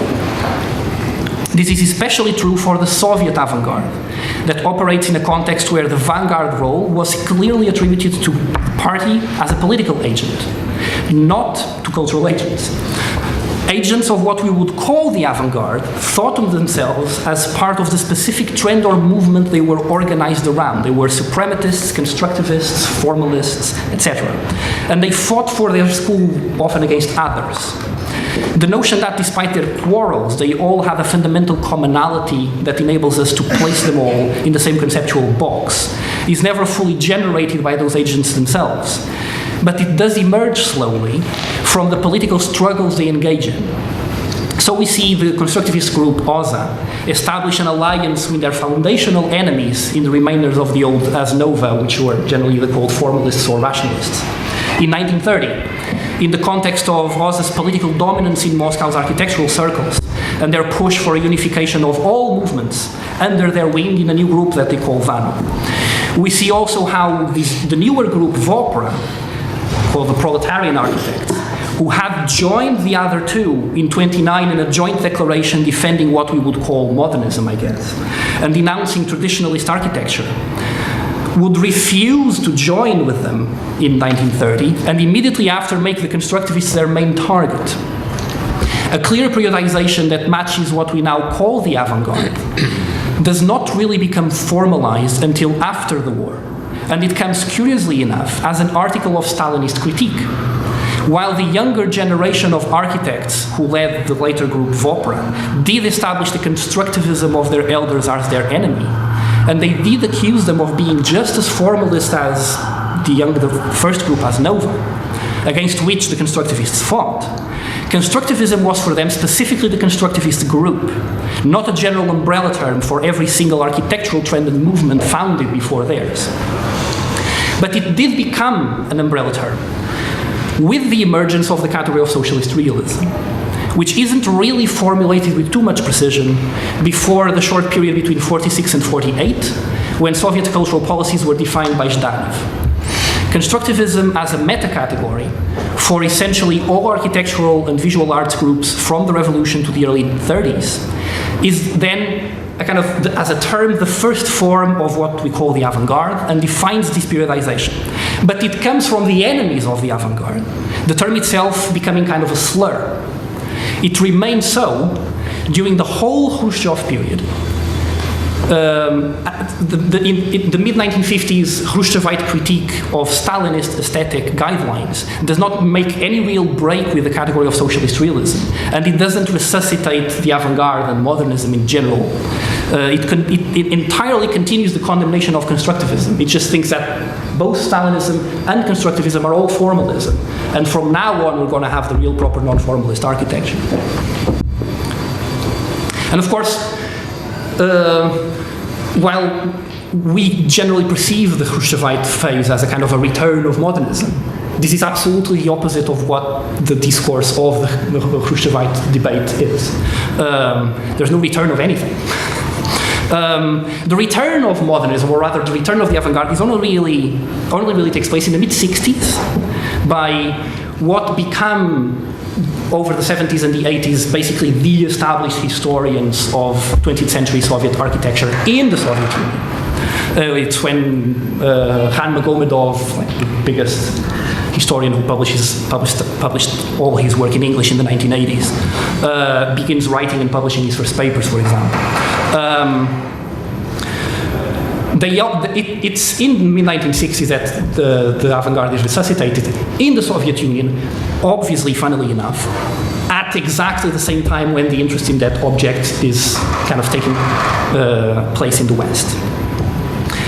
And obviously, as we can imagine, it's around 1968 that the real twist happens. So I separate the Western historiography of Soviet architecture in two distinct phases. One from the mid-1960s to the early 80s, and one from then onwards. This distinction can be defined specifically through the use of the explicit category of the avant-garde, the term. It is mostly absent in the first phase, and the introduction of the term effectively defines the second phase. I will not say much about the second phase here, except that it comes with a merger of two very different bodies of historiography that develop and define the first phase. These two bodies don't really interact much and are mostly defined by disciplinary areas. Specifically, there is one body of Western historiography of the Soviet avant-garde that constructs the first accounts of the developments in the visual arts, and another one that deals with architecture. They have different agents, different concerns, and above all, different ways of articulating aesthetics and politics. They both have an early start in the turn to the 60s, and both then lay dormant after that till the eves of 68. The visual art historiography begins firmly in England, with the efforts of Camilla Gray from 59 on, and with a few articles in British art journals. And with 3 exhibitions between 59 and 62 in London, presenting the work of early Soviet artists. This bleeds over a bit into architecture, via an architecture by Ken Frampton on Lisitsky that's published in Architectural Design, based on one of Gray's articles. And because it's based on one of Gray's articles, it doesn't really cover anything that's particularly architectural. The architectural historiography, on the other hand, begins in Italy with the issue 262 of Casabella Continuità in 1962, fully dedicated to a first attempt at a comprehensive historicization of Soviet architecture, all the way from 1917 to the present, that is 1962. Followed the following year by Vittorio De Feo's the USSR Architettura 1917-1936, effectively is the first Western book on the subject. But it's only around 1968 that the interest in early Soviet art and architecture, and again the term avant-garde was not in general use, really explodes between Britain, Germany, France, and the American East Coast. The first of a huge wave of exhibitions of late Russian and early Soviet visual arts is in Berlin in 1967, and until 1973 the wave does not stop. Starting in 1971, a similar wave of articles in arts journals in the same countries covers the same materials, and several books compiling Russian texts published by American authors are published by American authors after 1973. Again, the visual arts historiography tends towards the English language.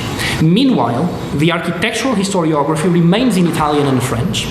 Anatole Kopp's landmark work begins in 1967 with the publication of Ville Révolution and goes on until 1978, while a wave of Italian books starts with Vieri Quilici's L'architettura del costruttivismo in the same year. Within the architectural historiography, there are important differences between the approaches of the Italians and that of Kopp, but I will not here address them. What I will address here is what I think is the crucial difference between the continental historiography of early Soviet architecture and the mostly Anglo-American historiography of the early Soviet visual arts. The difference lies in what I like to call the origin stories of what would become known as the avant-garde, which is directly linked to the specific meaning of the term constructivism for each of these two bodies of work. Essentially, the meaning of the term constructivism the meaning of the term is so different as to effectively constitute two different constructivisms, both as historiographical objects and also as historical objects. A good example of this is the way Lisitsky is used. And I'm choosing Lisitsky as an object because it's such a cliché, obvious object. But and it's precisely because it's a cliché object that it serves as kind of the first point of contact with the Anglo-American historiography of visual arts for architecture, precisely through Ken Frampton's article. For the Anglo-American visual arts historiography, Lisitsky is simply an architectural manifestation of constructivism. And through him, the historiography believes it's kind of covering early Soviet architecture from its own visual arts point of view. For the continental architectural historiography, however, Lisitsky lies mostly outside of constructivism, for he is entirely unrepresentative of the problems that defined the Soviet architectural debates in the late 20s and the early 30s. To understand the complicated nature of the terms, one should realize that Lisitsky was indeed a part of what was called the international constructivist movement in the early 20s. He self-identified with the term. In the early years of the revolution between Russia and German-speaking Europe, he was mostly outside of Russia, functioning as a kind of a cultural ambassador in the Germanic area of Europe. But he was also later on a part of the architectural group Asnova, the formalists/rationalists, albeit he was kind of distant, which is precisely the group against which the architectural constructivists organized themselves against after 26. So he was a constructivist and an enemy of the constructivists. That's why I find it completely useful to state that there are two historical Soviet constructivisms. One in the visual arts till the early 20s, and one in architecture roughly from 25 onwards. They don't mix, their agents are largely not the same, and indeed they are mutually incompatible for several reasons that I won't cover. But I can sum up saying that basically architectural constructivism forms in 1926 as a group, in a large measure as a critique of visual arts constructivism. The different ways of understanding this category, which is crucial to the definition of the periodization, has a direct relation to this thing I call the origin stories. The continental architectural historiography puts the genesis of what will be later called the avant-garde firmly as a political genesis, intrinsically connected to October. Constructivism is for these continental historians ascribed mostly to OZA, the constructivist group, the category then being a specific movement first and foremost, even if it is generally perceived to be the most advanced and sort of final form of the professional project of architecturally articulating socialist politics. A project that should be understood in Tafurian terms.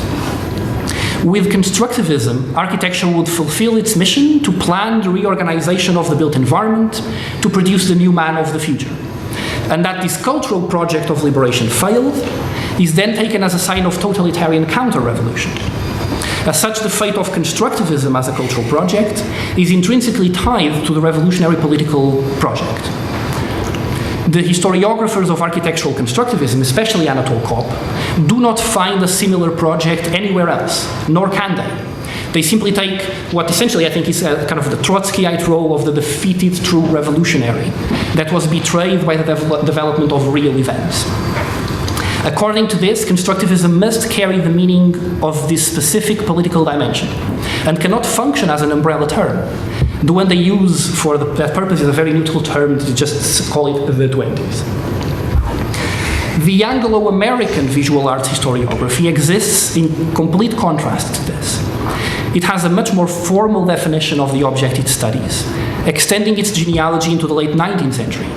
And the revolution is something that seems to mostly just kind of happen to it, and with which it ends up dealing with and wading through, ultimately failing. Naturally, the 20s is not their umbrella term, for the period it focuses on lies mostly before the start of that decade. While this historiography lacks such a term initially, for Gray it's simply the Russian experiment, constructivism eventually begins to serve that role, in more or less the same way it did in the Soviet debate after the 40s. However, this historiography, because it has a more formal art historical and less political understanding of its historical object, also has less precision with it in regards to periodization. And as some authors present it as a tradition of formal innovation coming from the last decades of the 19th century, others, like Stephen Bann, will present a tradition of constructivism that extends away from revolutionary Russia and comes to post-Second World War West. This stretching of the historiographical category into the present of the historian should be looked at as a classic case of what Tafuri calls operative criticism, and it is achieved precisely by depoliticizing categorical connotations. While I do think that the two approaches have merits, I just here want to point out that the Anglo-American role here is to essentially depoliticize the object, which is kind of funny. I think kind of as a snide leftist, a continental leftist myself, this is kind of the specialty of Anglo-American historiography of basically everything. This problem of the origin stories and categorical associations brings me to what I think are the full consequences of the second historiographical phase and to the final point of this presentation. I stated before how the second phase comes in the early 80s with the merger of the two different historiographical bodies that developed during the first phase. This merger is produced very specifically in London and led by the architectural discipline, and even more specifically in and around this school. Here, starting in '74, Russian constructivism had begun being introduced through design teaching in Diploma Studio 9, running at the time under Ilya Zengelis and Rem Koolhaas. They combine references from visual arts and architectural historiographies. They actually mix the Anglo-American visual art historiography and the continental architectural historiography in design teaching before it's ever mixed in actual history writing. And eventually, starting in '78, there's a series of more scholarly events on the subject taking place in the AA, led by Catherine Cook, who would then become the grandest historian of the Soviet avant-garde and effectively the person who crystallizes the use of the term. And the use of the term is crystallized in the journal Architectural Design in a series of special issues completely dedicated to the subject between 1983 and 1991. And here I'm reaching the final form of the Western historiography of Soviet architecture. The one we keep, I think, until the present, until under the headline of the avant-garde. It comes with a wave of extremely valuable work and empirical research, which is multiplied after the dissolution of the USSR. But this comes at the cost of historiographical precision.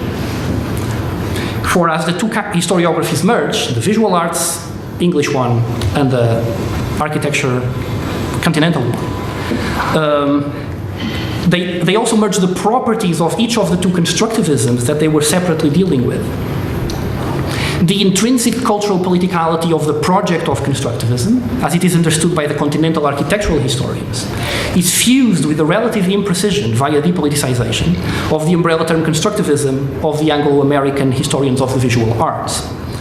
As such, an aura of implicit politicality becomes associated with the vague definition of the avant-garde as a new meta-category that really does not require any specific articulation with any actual politics. And here I'm ending my presentation by returning to Tafuri, his critique of the avant-garde and the project. The implicit political character carried within the category of the avant-garde is a character that is historiographically constructed in the span of a few decades, between the mid-60s and the 80s.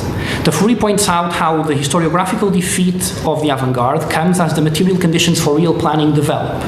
Architecture being revealed to be not the subject of the plan, but the object of the plan. Leaving unsaid, he does leave unsaid the obvious point that the subject of the plan is politics. Such is the failure of the cultural project and its architectural manifestation in the 30s. I add to Tafuri that the very category of the avant-garde with which he works is itself a historiographical version of the project he attacks, being effectively a migration of the project from the field of cultural practice to the academic discipline of cultural history. The meta-nature of the category and its ambiguities facilitate the confusion between political struggle and cultural proposal. Or in other words, it effectively contributes to substituting class politics with cultural politics. The Soviet avant-garde is an incredibly strong historiographical object for this purpose. And this purpose is embedded in the development of the Western historiography of it, that I think is a structural component of the historiography of 20th century architecture in general. The project itself then reaches its final form. From a cultural project aimed at expressing and in so doing replacing political praxis, it becomes in the present a redemptory rhetoric that imbues with revolutionary politicality practices that would, by the standards of most of the historical agents of the historical avant-garde of the 20s and 30s, be called formalistic and therefore reactionary. The project of the avant-garde past, pregnant with the spectre of communism, is historiographically brought back to redeem the avant-garde present from the sins of its formalism. The continental effort of politicizing architecture via the project and the Anglo-American tradition of depoliticizing it, each through its own historiographical practice, merge in a new grand narrative, which effective consequence is the depoliticization of the politicization of architecture. And this brings me back to Beat. It's not surprising to see a cultural interpretation of revolutionary politics constructed around this concept, presenting in the face of the contemporary crisis of capitalism an alternative of cultural commonality to an actual political praxis of working class organization. Then ending up merely fetishizing capitalist relations instead of combating them. This is the ultimate face of the project that the historiography of the avant-garde, and especially the Soviet avant-garde, carried into our present under the guise of radical culture, while effectively constituting a liberal shackle on an operative politicization of the architectural discipline. The historical problem today is, I think, in the ideology of the discipline, to paraphrase Le Corbusier, be it or revolution. Architects tend to prefer be it, the way of life, because it matches their liberal petty bourgeois subjectivity. The current historical context, however, like that of the 1930s, is demolishing in front of our eyes these liberal illusions. In such a context, the false hope for a non-political cultural progress that Be It brings is an objective accomplice of reactionary politics. Just as the Soviet avant-garde was historiographically turned into an ally of the formalism of Hadid and Schumacher, so is Be It turned into an ally of the neoliberal stage of capitalism of both Clinton and Trump. And the inevitable failure of its ideological insistence on non-political cultural utopianism, it tends to favor Trump. Realizing that, as the center fails and liberal capitalism is at the gates of a fascist turn, I would abdicate from the delusions of the avant-garde of an architected cultural progress and opt instead for avant-garde of organized political revolution. Thank you.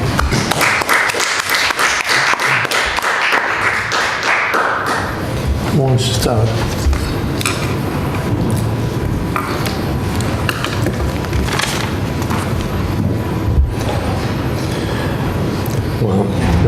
start. So I'll, obviously, it's a scholarly piece of work, but for 25 minutes or so, I thought it sounded like a polemical statement, Yes. rather than a thesis, which I found difficult to follow. Then it did convert into a thesis, which I also find relatively difficult to follow. But that's my own, because my mind works in a somewhat different way, and I look for answers to different silent questions. But clearly, as I said, clearly you have to be commended for your knowledge and your passion, and the fact that you can definitely put as much scholarly material as needed. But I think if you want to be able to address people from different disciplines or different beliefs, then I think there is some effort that needs to be made. For example, I think it's commendable you have brief definitions and statements like that, but when I go into them, I'm not sure I understand, like before, it facilitates the confusion. I mean, if I see the word confusion as its original Latin sense, confusion, bring together, okay, I find one meaning, which could make sense, but otherwise, facilitates the confusion, creates confusion, in other words. So all of a sudden we're into the situation like the avant-garde, which reminded me my own topic study area of sustainability, that it can be both that, and the that and the that could be the opposites. And one wonders, is it then useful to create that? Or should we go for one of the that's and see where it's leading? I mean, that is what worries me, that there may be more questions opening than being answered. Is that what you want? No, but that's not what I do. I mean, my thesis is that the entire point of my thesis is to categorically say this is what the avant-garde actually is. But of course, this definition of what it actually is can only be done by saying what it does. And what it does is what I've described. It has an ideological function in how the discipline understands itself, particularly in relation to the field of politics. So then how can the ambiguities of the term are functional to making the term be the term be and function in that way. Yeah. So then I'm not internalizing the contradictions or the ambiguities. Clearly, a study like yours leads to very clear and substantial conclusion. I mean, if these are taken by others, students, scholars, teachers, I mean, how would they be able to use them? It depends if they're architects or not. Architects probably have a lot of trouble using the type of critique that I produce, because it's a critique of the architectural project. Within the conditions and the terms of my critique, you can't produce an architectural solution.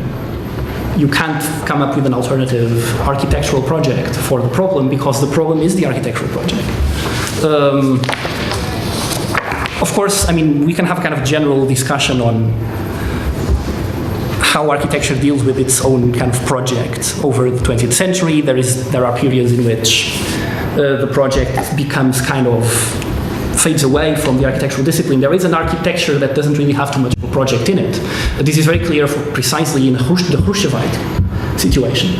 Today we look at the Khrushchevite situation and say, oh, he's bringing back formalism. He's bringing back modernism and doing away with classical monumentalism. And it makes sense from our point of view because it's like the relative liberalization of the Soviet Union in political terms matches what the values we ascribe to modernism and the avant-garde that had been repressed and now is being kind of brought back. Of course, not only it is not being brought back, the architectural discipline is being completely crushed by Khrushchev. The architectural institutions are obliterated, cancelled, and the architects are made to organize under engineers, and they're reduced to effectively technicians. The project is destroyed. And the project being a kind of one of the crucial ideological conditions of the avant-garde. So effectively what Khrushchev does is radicalize what Stalin had begun by just extending the critique of avant-gardism to also encompass Stalinist classicism. And then we have kind of a long period, a couple of decades of architecture that doesn't have much of a project. I like that one. I can tell architects to do that.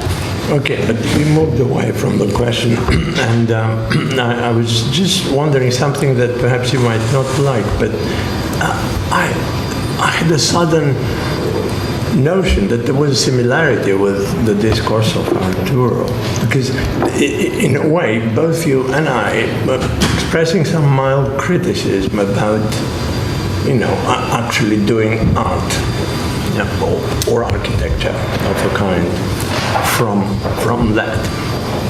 And we I think we have seen similar things happening with constructivism. I mean, you said it yourself in the 1970s at PAA. Sharing these postcards that Leo Zengelis and Leon Krier. It wasn't. I think it was Leon Krier. It was the year. Krier was interested in it, but it was made the program of Deep Nine in the first year. Krier left and Kuhl has entered. Sharing these cards of these objects, architectural objects, and then getting inspiration from them into their architectural project. And one can be very critical of that, but at the same time, this is a story of architecture by architects, So let's see. More questions, comments. Mark, you being silent. I just have a comment. I thought it was really interesting, but I wish you would speak slower. It's so fast that I missed the Well, he would have taken double the time. But if you just could say your sentences a little bit slower, because there were some parts where by the time I maybe shorter sentences, but it was just a silly thing. But I think it would really help because it's a very interesting project, but I missed like chunks of it because you say it too fast for me. Next PhD. Or next presentation tomorrow. Next presentation tomorrow. Shorter. Yes. Smaller sentence. Well, I gave you 25 minutes that you could condense into the first 25 minutes so that you could... Not this. Although you might consider to be the Not most this important. tomorrow. Ricardo, a question of translation, like you're taking a term which you're telling us how this term was imported, translated, appropriated, and today commodified to a certain extent. But what I'm missing, or what I'd like to understand, is how it was received, how it was mobilized in its original context. So, is there something about, not about the historiography, but about how the projects were actually operating in some context that you can share, and that's an entirely different thesis. Perhaps reduce the gap between your reading and the historiography, just to kind of contextualize it and where it sits. Well, the work I've done, there was a time in which I thought I could do that when I started. And then I decided I wouldn't even try. It didn't take me too long to understand that the thesis could not be a history or a production of an alternative history or of an alternative historiography of the avant-garde, looking at the historical objects and at the same time function as a critique of the ideological functions of the established historiographical narrative. So the thesis effectively is a critique of architectural historiography and it's not looking at history. It looks at history only in the measure, and obviously it needs to be significantly informed, but it looks at history only in the measure that it allows a kind of an operative identification of the contradictions that exist within the historiography. In the final document, in the final thesis, I actually end up producing a kind of a short conclusion, kind of an epilogue, I call it, in which I say what my intuitions, let's call them that, kind of well-informed intuitions for what kind of different historiography that actually that constructs the writing of a new history of what happened, what really happened. And there's kind of a few leads. There's obviously, I completely do away with the category of Stalinist architecture because it's too complex within itself. It takes 20 years, and before the war and after the war, things are completely different. The way in which it relates to the avant-garde, and the notion that it completely rejects the constructivist project, for example, it just doesn't work when you actually look at the reality of the built, or that which is built. I would actually categorize what's usually perceived as the fundamental architectural images of socialist realism, of Stalinist architecture, monumental projects, and etc. I would categorize those as well as being effectively kind of a neoclassicist avant-garde as well, in the sense that they are also a kind of a conservative disciplinary project, and they aren't built. None of them are built. And the usual argument that like all of the history books of Stalinist architecture that talk about it by essentially showing precisely those images as see how different this is from modernism, and it replaced it. Well, it didn't replace it because they weren't built either. And the usual argument, the usual excuse for this as well, it wasn't built because like the plans were interrupted, there was Second World War, etc. They didn't have the means to produce these things yet, and then after the war, whatever. And this is not convincing as an argument because there was an unbelievably large amount of building happening in the 30s in the Soviet Union. There's hundreds of industrial new towns being built. It's just the priorities weren't building the palace of the Soviets. And when we look at it in this way, we realize first that there's an issue of scale at which architects look at things. Architects look at the scale of the building and make a history of architecture as building. And they look at the architectural images. So they even perceive the Stalinist architecture that's supposed to be anti-avant-garde. In an avant-garde, they read it in an avant-garde sort of way. We read it in an avant-garde sort of way. But the reality is that the architecture is actually the real architecture that wins, that is built.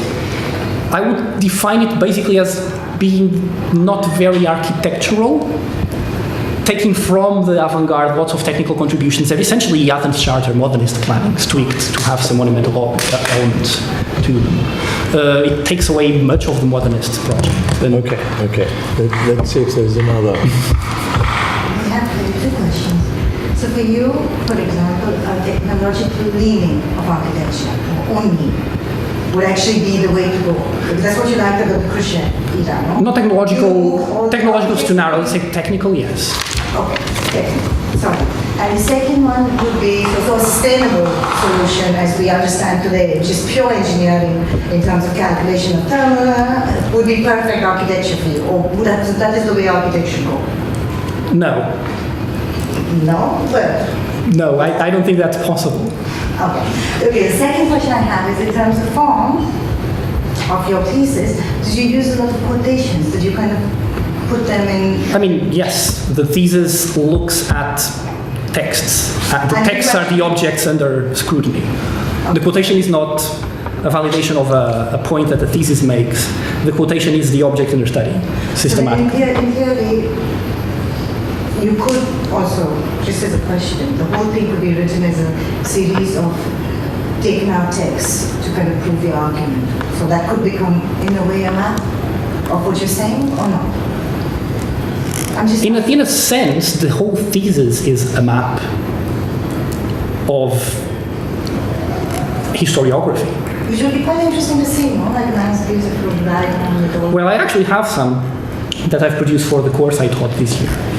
kind of chronograms of when these courses happen and how they're organized in clumps and where. So in a certain way you also create an art form? No. Oh. No, you won't get me with that. Can I address a general question? It's a pity that Arturo has left. But, remembering the dates that each of you mentioned, Arturo started in 2011. I think Nihal said 2013. Yeah, and you said 2012. Yeah. And, just counting the years, it's a long period. It's a long period to spend on the same topic, and it's a long period to spend in the same institution, perhaps, as a student. I mean, it's longer than studying architecture. It's about the same. But of course, in Portugal, my architecture course was 6 years. Yeah. Yeah, and for some others it's 4 years, so it is within that. And I mean, I wanted your comment on that. I mean, how did these years feel? Or is it that these years were also filled with other things, as I think was the case, probably, other things which in some case complemented and perhaps in other cases were disruptive in the sense that you perhaps had to work to make some living, to be able to afford the fees and the rent and so forth. I mean, can you comment on this, because I think that's a key question for many people as they're embarking or continuing on the PhD now.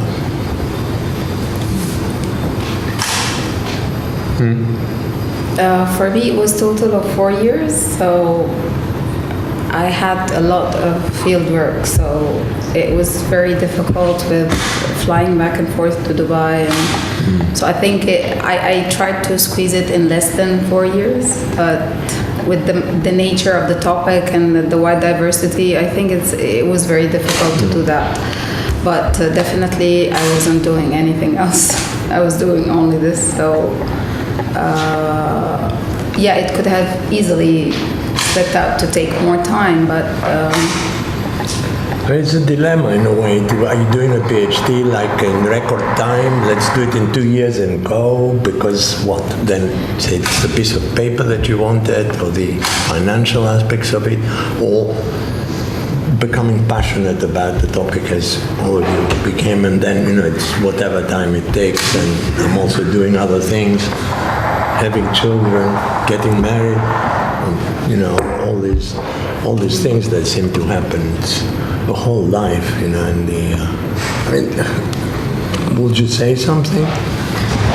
I mean, I could say that I don't think the trajectory of my producing a PhD was particularly different than usual, apart from the usual complications of London expenses. No, I mean, what really interests me about this issue of the experience of the PhD is on how it effectively defines the outcome. Not so much as like the tribulations I have to go through to get to the point I want to get, but how it actually changes the point you're getting at. And this changing of the point you're getting at is what I said in the beginning. It's essentially an adaptation of a kind of a proto-argument you have in the beginning to the conditions in which you're producing the argument. It's an adaptation to context. And I can say the first year of my PhD was the problem I had was essentially how am I going to adapt the problem I'm working with to function and be operative in the contemporary situation, in the situation I'm in now here. Yeah. And of course that comes with learning what the situation is, because it's obviously quite different than possibly I was expecting, and etc. Yeah, I think your description is very accurate. Yeah. Any other comments? Questions? Okay, well, thank you all very much. I'm sorry that we didn't have a larger group of audience. I do hope that publications will come out of the work. I know that Nihal has done a few papers. I understand you preparing some, or maybe the whole book, possibly. He's been cryptic. And okay, so thank you very much.